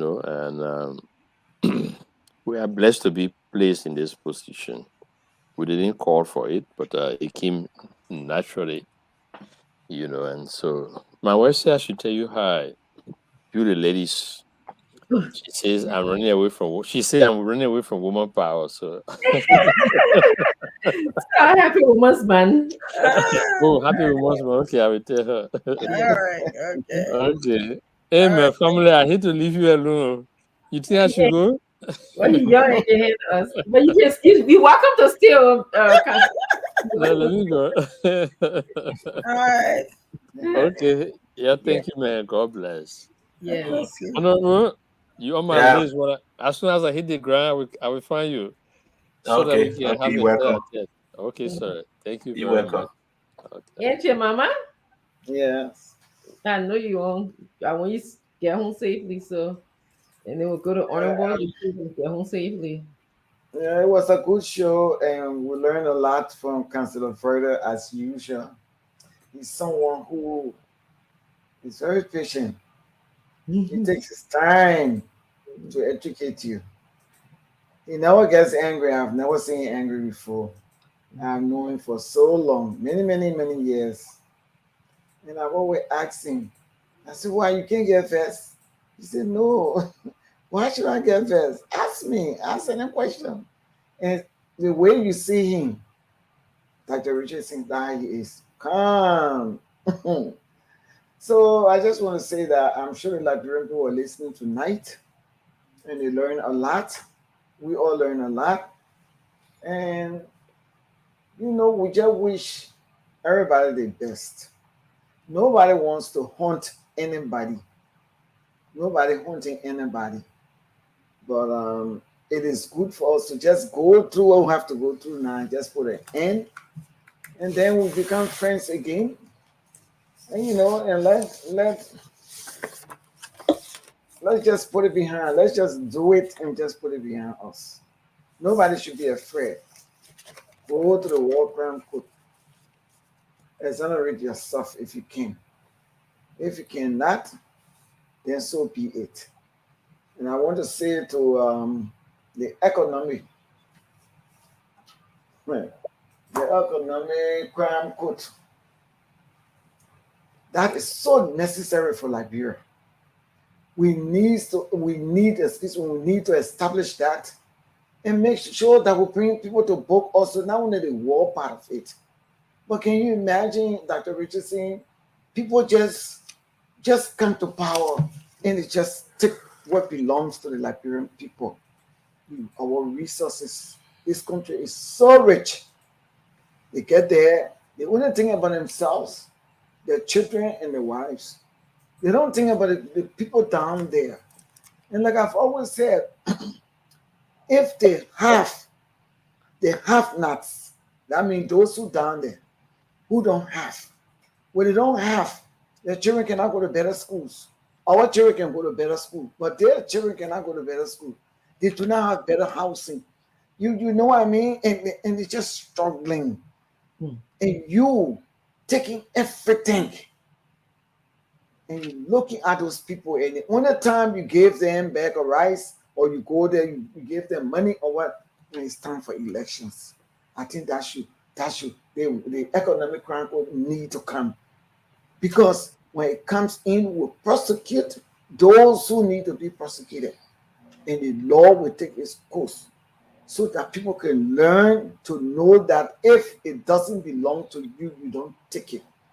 Don't enrich yourself with Liberian people money. No, it is wrong.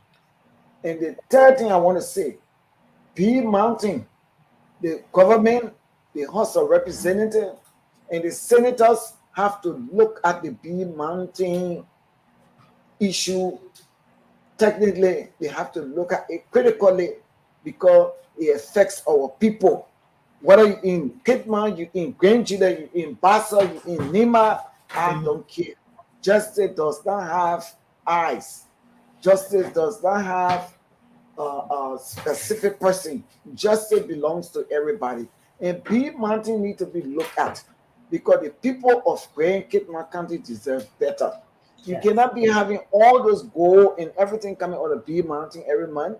At the end of the month, I learned that certain people get $2 million per month. Two individuals in our country, the day will come up, will call the name because I know it. They get $2 million from our company every month. And that money is picked up in Ivory Coast, I heard. And the people are suffering. There is no house, nothing, no housing, no roads, and that money is coming out.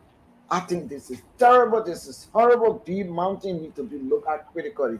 The people of Grand Kitman County have the right. They have the right to live a better life. The people of Liberia have the right to live a better life.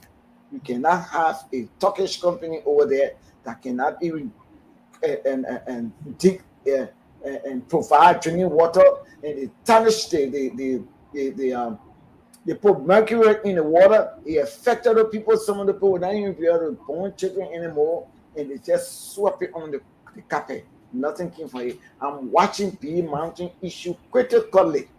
Anybody who intend to start taking money again from that company will expose them, because I heard that a lot of representatives and senators are getting paid from over there. And there is no need for people to take our own or security forces. We don't even have police in the city. We don't have police in the other counties. You take all the police, you take the security apparatus and send them into these big companies to protect the foreigners. And our people unprotected. They have the right to demonstrate. B Mountain, not only B Mountain, everywhere you have investors that do not live up to what they said they were going to do, they have the right under the law to demonstrate or to show the government or show like in the world that they deserve better, and they should not be treated the way they were treated. Yes. So now I'm closing. It's on my mind. I'm watching B Mountain. I'm watching it, and I'm doing a lot of research on it, and they better be mindful. Yeah, let it roll, Sister Mama. Let it roll, Auntie Jemma. Thank you so much. Thank you, and we look forward to discussing B Mountain more. The Honorable Family, you're closing, and then we go to Glendy. I see. I listened to her. If we're in the house, I'll tell her or ask her to take it back, because if the current 55th legislature is trying to bring B Mountain to book, I think we need some commendation. So no. Let me correct you 1 minute. I'm not speaking of a specific. I'm not talking about the people for now. You have a member of the House sitting. I'm saying the last legislature, the people been collecting money. People will not take your word in that context. They've been taking money. Say be restrictive and say the 54th, the 53rd. Now we are in the 55th. I'm not talking about the new one, because I just got there. Thank God you're not talking about the new one. And I want because even the new one that we're doing. I said, and the new people should not dare take any money. If you have observed, yes, in recent time, we've been able to bring some of the major concessions in our country to the legislature. If you following the issue of China Yuan has been a national conversation to the extent where China Yuan came and they have admitted. Now there's a report being prepared that will specify as to how they will go ahead in implementing specific compliance portion of the NBA. And like I said, the issues of B Mountain is a major concern in the House, and we there was a open hearing today, and the management of B Mountain, the CEO, all of them, they are in the country, and we listen to their side of the story. Tomorrow, the citizens and the management will be meeting in the open hearing. The citizens will present their case again, and B Mountain will have the time to respond. Let me tell you, some of us, even before coming where we are, we have had a lot of different roles played in our society. There was a time in which there was a spill out of chemicals, as was alleged in a creek in that Magoma area and a Kangama area, and that situation for me, I believe the manner in which it was handled, the citizens still have some reservation. I followed it, and I was EPA Western Tablet. I followed that case, and it just died down. Some of us who I followed the whole thing, and I know about visit when the protest was very hard in B Mountain. We saw the community to some extent that they wanted certainty achieved, and I think we are looking at this situation very keenly. We think we need to do the best. And that best should be to promote the Liberian people, promote the local community, ask for those things that should be done. You cannot run a concession in this country and do not have a technical school to be able to transfer knowledge and get people being employed. You cannot have a concession run extracting resources and do not have specific. You do not have a clinic or a hospital. You do not have anything substantial that will be able to help the local community. It's something seen in almost all of the concessions, and since we took on the issue of China Yuan, that process has opened the way for other colleague of ours to bring other concessions to this legislature to ensure that we can be able to investigate some of them, investigate the aspect of compliance. One of the things I think is a way forward in this process is that the GAC has considered auditing all concession here in this country, specifically to deal with the issues that have to do with compliance. Thank you. So I think we're going somewhere this year. The country we see gradually will move from this stage to another. Oh. And when we are moving, it will be on a gradual basis. And I think what we need to do, we should just not retrogress in the process. We should be able to take a step forward in every little movement we make. So I think we are on that and we are on course, and you can do a follow up on the process. If you are willing tomorrow, you can pay a visit at the conference room of the speaker, and the parties will be there. You can it's an open hearing. Everyone will be presenting their What side. time? Which time? I think it's around 12. I will be there. During the day. I will be there. So thank you. The next issue is this the War Crime Code issue. I think the House, the 55th House under the Speaker Capital, the Speaker Kofa is doing a lot of good work. I think he's willing to allow a lot of dissenting view, opinion to be seen on the agenda. Like you said, the FIU situation. I formally wrote a communication that is currently been deferred. That was currently been deferred by the clerk for Thursday to invite the head of the FIU to come and give reason, because there have been a lot of financial issue around the FIU.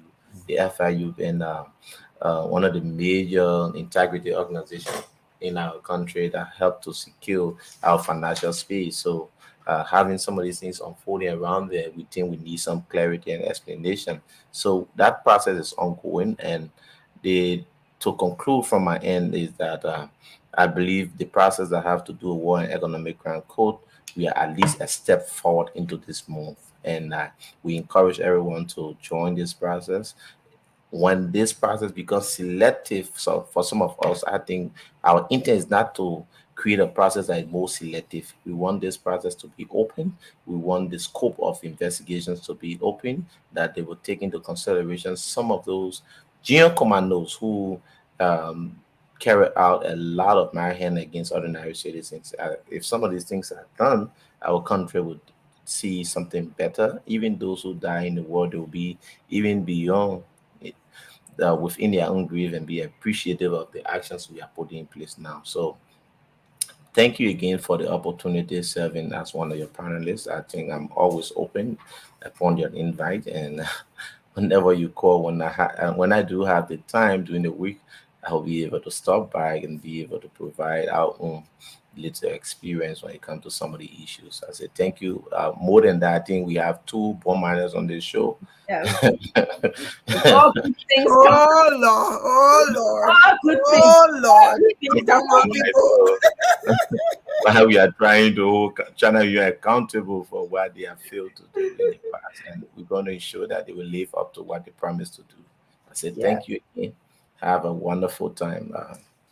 Thank I look you. forward to another day. Thank you, Honorable. Be safe. Thank you. Lenny? Well, good show. I was a little late, but I think of course Councillor Verdier is a consummate professional. Like Auntie Mama talked about how he may not be a favorite of everybody, but what he knows, and what he discusses, he has a command on that. So we continue to, like you said, Doc, it's a good thing that we still have him around. Have him around with whatever his views are, but even knowing that the foundation of the TRC is still intact. Yeah. Still intact. He still has all of the evidences, the numerous interviews they've done, the discovery, all of those things. He still had it intact, and I hope he continues to be around to see the end of this. Mm-hmm. The war and economics crime code is something that we're looking forward to. I have mixed emotions from the video today. I think it was an exciting time, but then again, I had to stop and think about people who I have family members too who died during the different wars.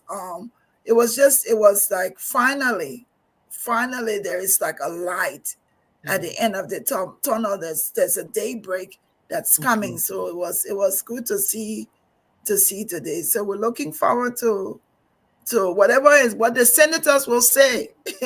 Everybody's looking up to see if the senators will say yes, and they'll vote yes. So we want to say, and it's not somebody commented saying, everybody keep commenting Prince Johnson. I don't think it's just only about him. I think it's about I don't think it's just about Prince Johnson war conquer. People should stop making it about him. The impunity of the war has to be above every Liberian, everybody who participated. So it can't just be PYJ. Oh, that PYJ, and he's not the only one. There are other people who may not have physically participated, but they funded the wars, and so they also have to be responsible. So we're looking forward to see all that's happening. We see the man has shown up after the birthday. Yeah, I see Isaac. Isaac showed up. At the last minute, he has shown up. Yes, but thanks, God. Hello, Beta T. That birthday celebration being over, but you still celebrate. Always celebrate. I think every day of life for some of us now is a celebration. So absolutely, absolutely. Appreciate no, it. but I was listening to her. She's exactly right. This thing. I know Prince Johnson has tried to make himself the poster boy of the war crimes code and everything, and other people have tried to make him that reflection, but he's not. There's a higher reason for this. There's an opportunity for us to show real rule of law existing to the young people today. Most people have not seen a proper functioning society in terms of accountability. This, war economic crimes code will provide that. And we just hope to do it right. Like I have said in, numerous articles and conversations, this is really about a holistic effort. We have a situation with our judicial system that needs reform. If these people do it right, get the buy-in from the Senate. The executive now has been saying it, so he has no other clout. He has the political support now to make this a reality. The international community especially the US, they are definitely supporting this effort, right? So if we come together now, involve the United Nations and say, this is how we, Liberia, we got to have a plan towards this now. Why not just sit down and wait for the international community to say, what do we do? We got to have a plan, how we can reform, how we can create jobs that can be sustainable from this particular process, and how, we can message it to the people that they really understand it and that we all move forward in a beneficial fashion from implementing a war crimes code in Liberia. So it's very important for me. I'm excited. I've been advocating for war crime and economic crimes code for the longest time. If this happen and they don't appoint a Liberian to head the court, if they can bring international people to head the court, that there's no pressure on any one Liberian lawyer. He will not be getting calls in the night and all the kind of pressures, or a family be threatened or anything like that. I think the court will be more effective. Maybe they will have 3 judges, maybe they will have 5 judges. But if those key people can be, expats, and the structure of the code be based on a Liberian proposal and powered also by Liberians, and maybe the Jerome Verdel who did the TRC, or the Alan White who did the prosecution in what do you call the place in Sierra Leone before. If we can get those different components to work together, because there's some competition already in the air, but if we can get them to work together to ensure that this thing comes to fruition, I think Liberia will be in a better place. Yes. Thank you, Ava. I wanted to say that I want to stick to, I think then you used a word today here, collaborate. I was a little bit disappointed when I heard, that there's 2 groups working, the Beth Van Schaak group and the Allenworth group. And my prayer is for them to collaborate so that... What's the name of the first group? The International Global Justice Center. Oh, that way in here, That Beth Van Schaak, she's the one in Monrovia making her tour, or at least was on OKFM. When Councilor Verde was here today, he sides with the Allen White group, and he believes that there's no kind of problems between them, but you can tell they have different methodology, he said, in terms of the way that they see things. But my prayer is that they work together. My prayer is that they collaborate. I believe that both groups have strengths and weaknesses that they can sort of, rely on each other to do what is right for Liberia. So I really, really want them to collaborate. I think it was clarified here that the people who rely on this 1997 law that says that the amnesty was granted to them, so they can't be captured in the war crime court. I think it was clarified here by Councilor Verdier that those such laws says that they check, they look, and he look all around. He has not seen that law that give anybody amnesty not to be a part of the war crime court if you're found if you're charged. I think that the economic and war crimes court is a stepping stone. I think Isaac hit the nail. Like we shouldn't do our thing. Liberian people think for our hands and expect some white person to come and save us from ourselves. Okay, it's a stepping stone. That means that we should have intentionality. We should have vision and plan how we want this. It should be talked about in all branches of government and with the Liberian people. How do we want this to go? What are our contributions to this? Because if we just sit down and we let the people come and do what they have to do, then it won't answer all of our questions. The war crime court is not the answer to development in Liberia. It's not the answer to psychological freedom. It's not the answer to peace. What is the answer is the combination of us putting our own vision together, our own plans, and saying we want to move our country forward, changing our mindset about the way that we see our country. So on that note, I would say it was a great show. We will come back tomorrow and give you more information. I forgot who sent us say that he's bringing tomorrow, but he's working on it. Yeah, he did mention something. So I will see you guys tomorrow. It's always great to see all of you. Bye, Liberia.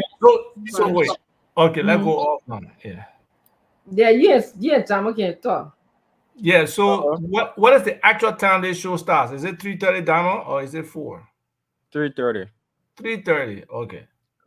Yeah, I think some of us will always be late. But my man, thank you for all the stuff you have been doing. I think today was a cool day. So what else in the news that you concerned with that the people didn't discuss today? Well, they touched almost every major thing. Okay. And as you said, probably you'll be coming on a bit late because the show starts 3:30 p.m. and ends at either 12:30 or 12 a.m. here. Okay, every so major thing that's supposed to be discussed. So you want to tell me when the time when they stay until 8 o'clock, way after your time, you should be gone by that time? Yeah. Oh, but So, I can't hold you any longer. so I'm about to leave. But Nelson is here. You guys can have a little chit chat at least to take up the 17 minutes left. Okay. What Nelson? Nelson, Let me and Nelson talk before he gets his show on the way as well. But thank you, folks, for watching. The show continues at least for the next 17 minutes. And then, so I can get enough time to bring home some of his thoughts. I'm sure he will get used to the time to come on. But I'm taking my exit, and it's been a pleasure being here. Learned a lot today, and we're looking forward to see how this process is going to unfold. At the end of the day, the common denominator is whether or not Liberians who have been yearning for justice in a country that has had a culture of impunity is going to do rid of the whole issue of everybody feels untouchable and everybody feels like nothing has been done for them. All right, so Mr. Tua, I see you. Okay. Nelson, Where's Nelson? Nelson right here looking at me. In watching Mara and Clara. I know. So when you get up from the seat, then Nelson will take the seat? Yeah, so you will be on. Make you solo. And then so that he can settle in. I can go solo, but it would be nice to have Nelson. But yeah, sure. Yeah, okay. He watching Mara and Clara, so I don't know why he enjoys watching Mara and Clara. But all right, so I got what? I got the substitute time or the overtime or whatever time you want to call it, which is the next what time is it now? Let me see. 7:14. So it's about 15 minutes. I'm not sure what the content of the show was today, but I'm sure the war crime code played a major part in it. But there's some other thoughts that are getting national attention. The asset recovery, which is very critical to Liberia. Definitely there needs to be some serious investigations on what happened during President Weah's tenure. We see the stuff that coming out of the Financial Intelligence Agency right now, the FIA, with money that was just the people who were supposed to be responsible for money laundering. It seems like they are doing the laundering within the country, and it's just sad, the level of impunity that existed, the stuff that just happened, no accountability, no serious discussion about it. 1 or 2 days in the media, it dropped from sight. So we have a lot of work to do. President Boyka, with all his limitations, with the rough start they are having right now, he seems to have his mind going in the right direction. Some level of accountability and some level of holding people accountable to the situation.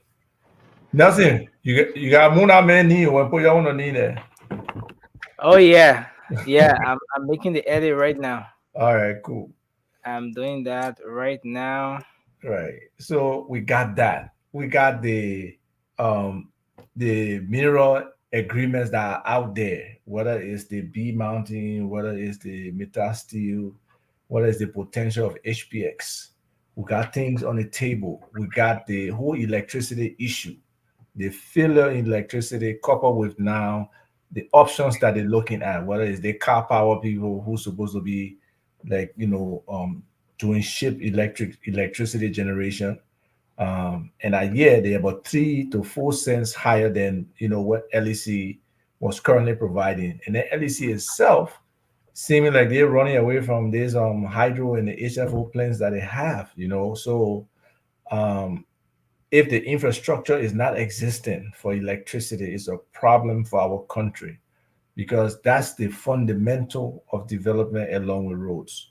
And then I think the force multiplier is technology. So the combination of an effective electricity infrastructure or system, decent passable roads. I see some of the people already putting pictures about car getting stuck in the mud, and like I said, if you really think that in 90 days some of those things will happen, I don't know, then we are very gullible, because yes, it's dry season, maybe cars will not get stuck, but the reality is a lot of work has to be put to make the roads across the country passable. So we can't just let things that have been happening continue to happen. That's where President Boyka really needs to put the pedal to the metal to stop all the hemorrhaging that has been happening around the country, whether it's revenue leakages, whether it's the lack of systems, whether it's the lack of accountability, whether it's the deterioration of services by some of these key institutions. Those things he needs to take care of. So let me start for a little bit. Nelson, if you want to jump in and share some thoughts, before I move on again. The people say when you come to church late, you can raise son. That both of us. So for me, I hear no son you raise, any son you want raise. Both of us can late.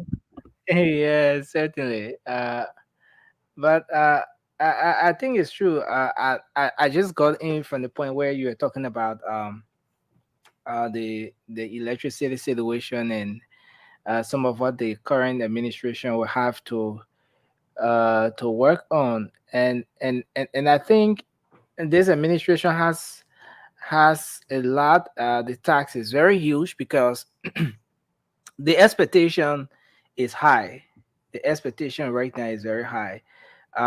If you went back to the campaign tips and some of what was being said during the campaign period, that got the Liberian people to go the way of the Unity Party.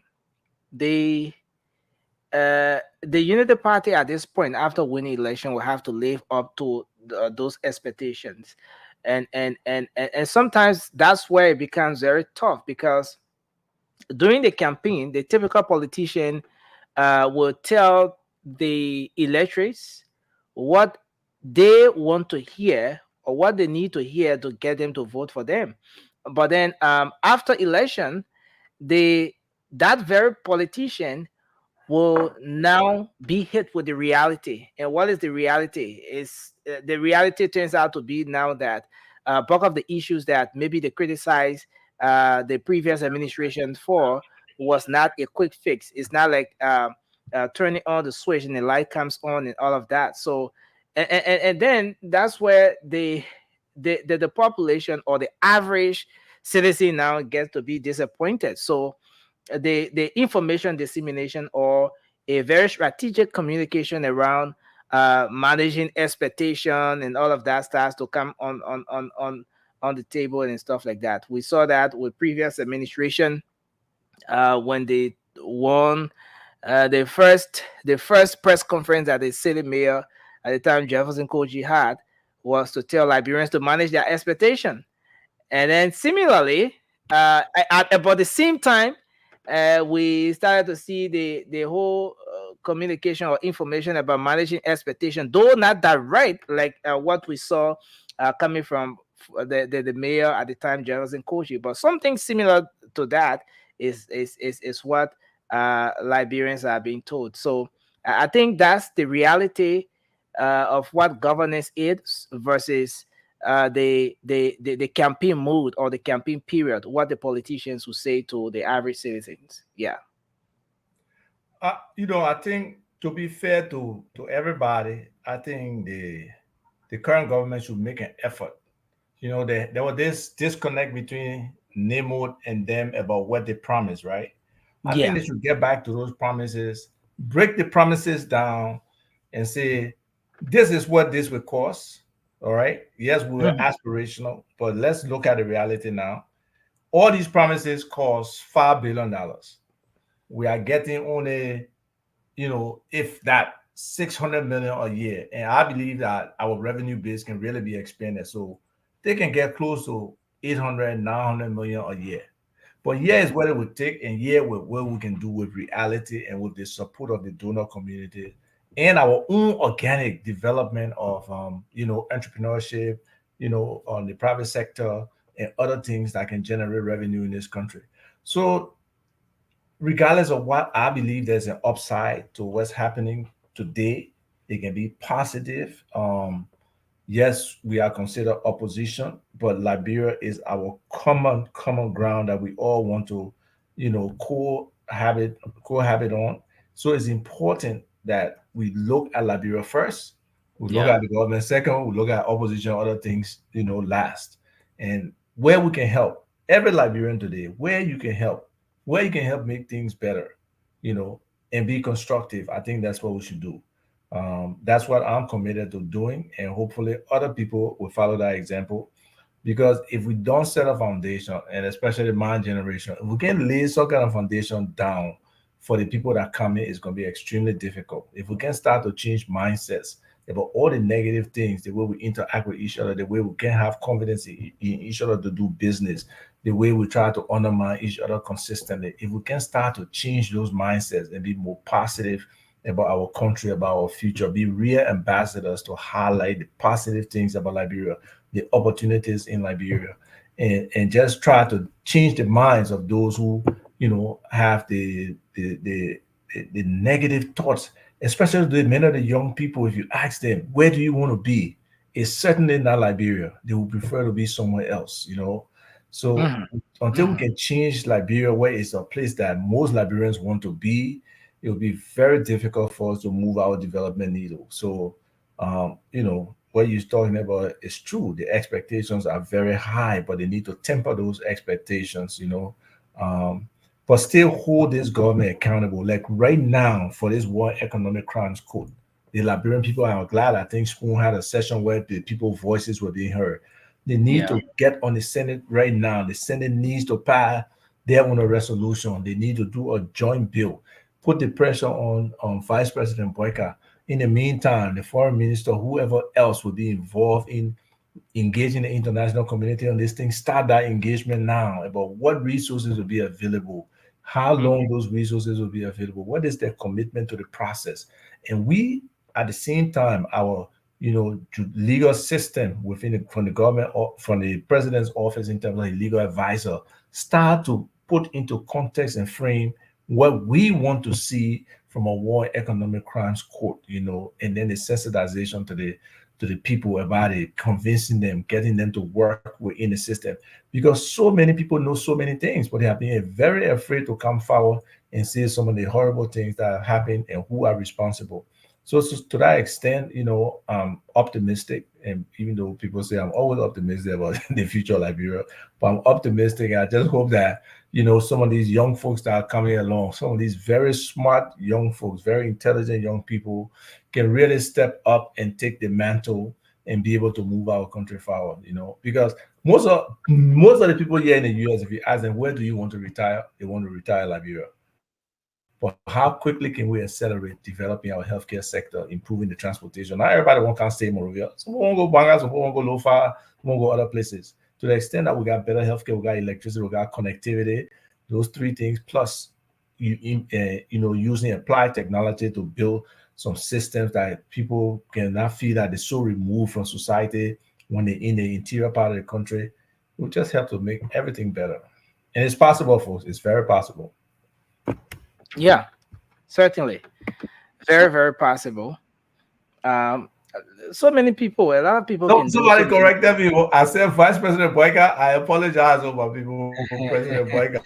So many people still use the vice president. Not one person, 2, 3 people corrected me. You're thinking that.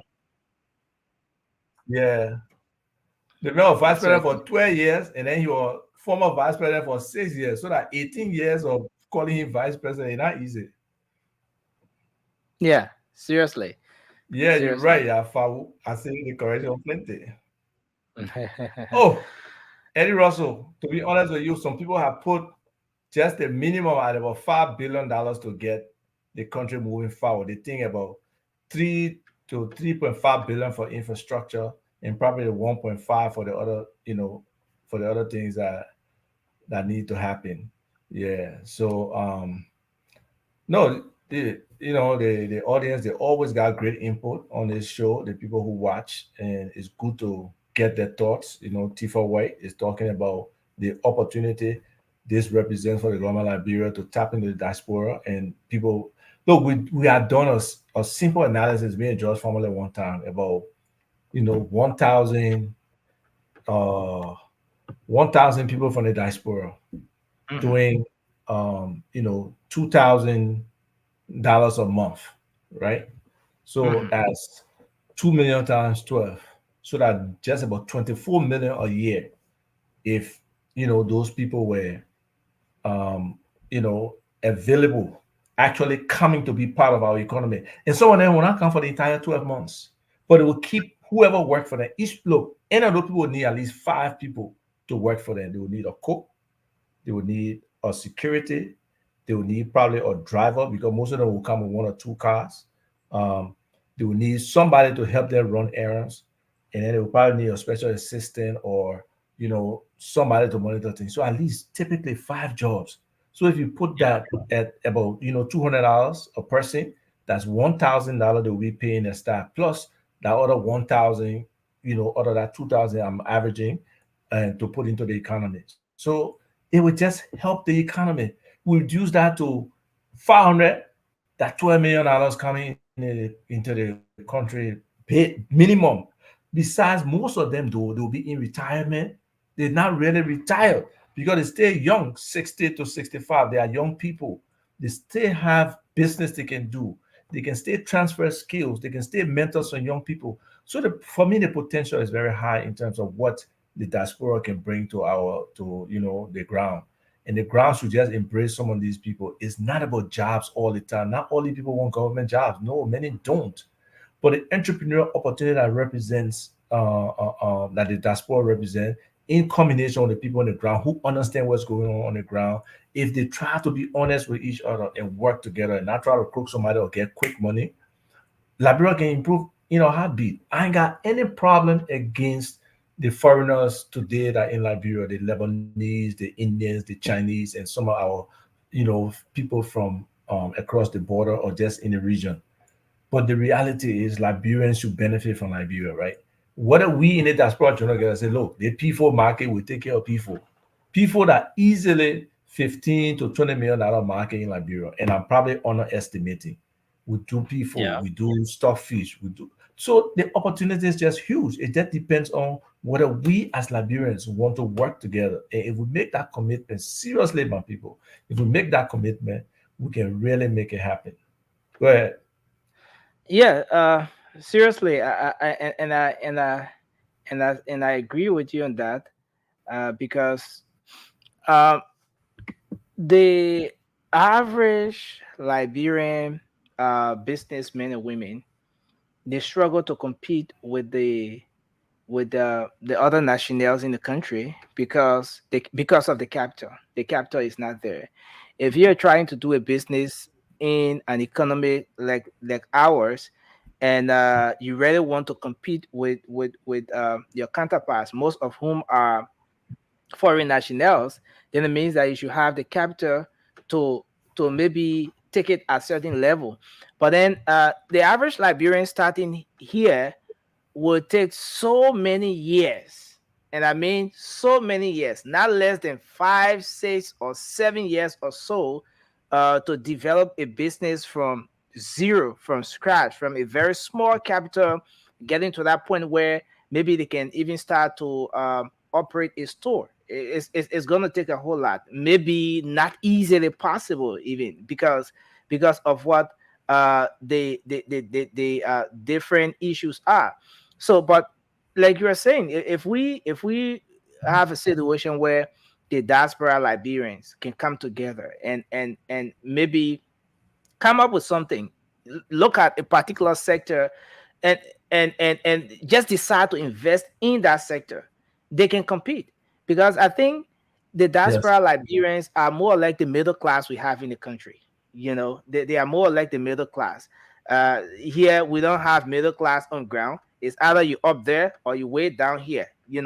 But the diaspora Liberians, if I mean, and it depends on the government and how stable and peaceful the country is.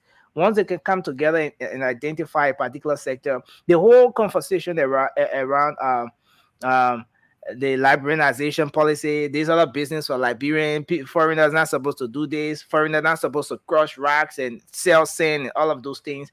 The Liberian community in the diaspora can take on the economy, and maybe we can start from there. And at a point, we will also need sincere Liberians on the ground, not to have people where someone sits in the U.S., Australia, or Europe somewhere, and they invest their resources, because not everyone will be willing to come down. Some would rather remain there, find trusted people, invest the resources, people who can be able to have leg mass and make this thing work. But it's a situation that have too many sides, and once those different areas can be addressed, it is possible. Trustworthy Liberians, are very passionate folks in the diaspora. This thing can work. It can work. Yeah. Yeah, some Dr. Ishmael out there, he definitely talked about one important thing, that's capacity development. We really need to develop our young people and push this agenda. That's why I was excited when the Deputy Minister for Agriculture, Mr. Solomon Head Williams, were talking about building up the extension services in the agriculture sector, the other specialties, whether it's soil, whether it's seed, whether it's fertilizer, whether it's pesticide, just building a professional class, because agriculture is the future, right? If we can get some of these people up to speed, and for some of the technical activities in those areas, 9 to 12 months, they can get an adequate certification and start operating it, and then expand our value chain in the agriculture sector. That needs to happen, and hopefully his vision of trying to get young Liberians to go, and well, I'm not discriminating against the old people, right? But it's better for our young generation to build that capacity and Somebody get come things. and pick up issue with you. I know, right? Especially in a sector that can really push our country forward. And then we look at this whole continent, Africa, free continental area or something, continental trade area. Mm-hmm. The potential that's there, right? And our ability to be able to grow food And if we can get exports to our, regional bodies and other countries outside of our region, we can really be a breadbasket, one of the key breadbasket for Africa. And the African Development Bank is willing to work with us. So we just need to create these programs. In terms, somebody asked about financial advice to, President Boyka. The first thing for me is to plug the leakages. That's very important. All these areas, and we can use technology to help plug the leakages where people not touching money. If people are touching money, especially in these remote areas, they will use some of that for themselves. Look, most people have sticky fingers. Nearly everybody, right? If you don't have accountability, you don't have something that will force you to do the right thing. Most people are criminal. Most people want to be selfish and take for themselves. So the president has to push for some level of technology. Some of us have promoted the position of a chief technology advisor to the president. We need somebody who can drive technology as a force multiplier. So in combination with the Liberian Telecommunication Authority, LITELCO, the Ministry of Posts and Telecom, and even LISGIS, those technical areas that can really undergird the economy and drive progress, they need to have some level of collaboration. And the National Identification Registry is a part of that whole, contingent of, government institutions that can really drive the technology situation in the country. So there's a lot of opportunity here, for Liberia to move forward, for Liberians to be an active part of this economy. So in terms of, plugging the holes first, getting these integrity institutions to do their work and hold people accountable, establishing a strong rule of law. And I think it seems like Gregory Como is starting off right in terms of what he's saying, but it's also about what he actually does, right? So if people see you saying one thing and do the same old that was happening over the last 6 years, they will not be, impressed. But we got to be honest too. There's a lot of leftovers from the last administration that stay in this thing. There's no change in terms of the foot soldiers in the army, in the police, or in the security service, right? We saw what was happening with the drug people, the drug enforcement people, from the big shop up down. All of them were involved with drugs. That's why we're just flowing in. Will Abraham Kurman be something different? We hope so. We hope that he can be something different, that he can implement, policies that can ensure that we can stop this drug thing. Then the same with Gregory Como, and they got to collaborate and work together. There should not be competition between them. Then the justice system. So everything is a building block to the other thing.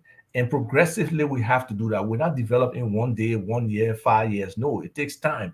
That's why national planning is critical. And the people in the country need to be aware of the plan. To the extent that they buy into the plan, they have expectation for the plan, they understand what their role, their participation efforts in this plan will get the country towards. So it's just so important that it's just so important that we work together. That's the first thing, folks. We got to start building confidence, working together. And I captured something some time ago when I visited a particular store.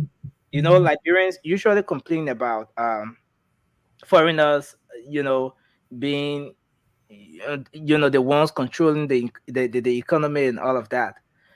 But there was this day I visited a store, and from the general perspective, people expect that when you see the stores line up, maybe store number 1 is for someone, store number 2 is for another person, store number 3 is for another person. But when I entered this store, I realized that there were about 5 guys behind the counter, and then different nationals, but 5 of them.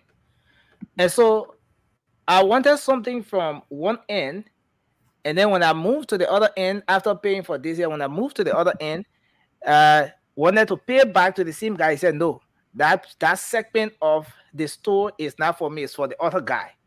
So I had to go and pay to another person in the same store.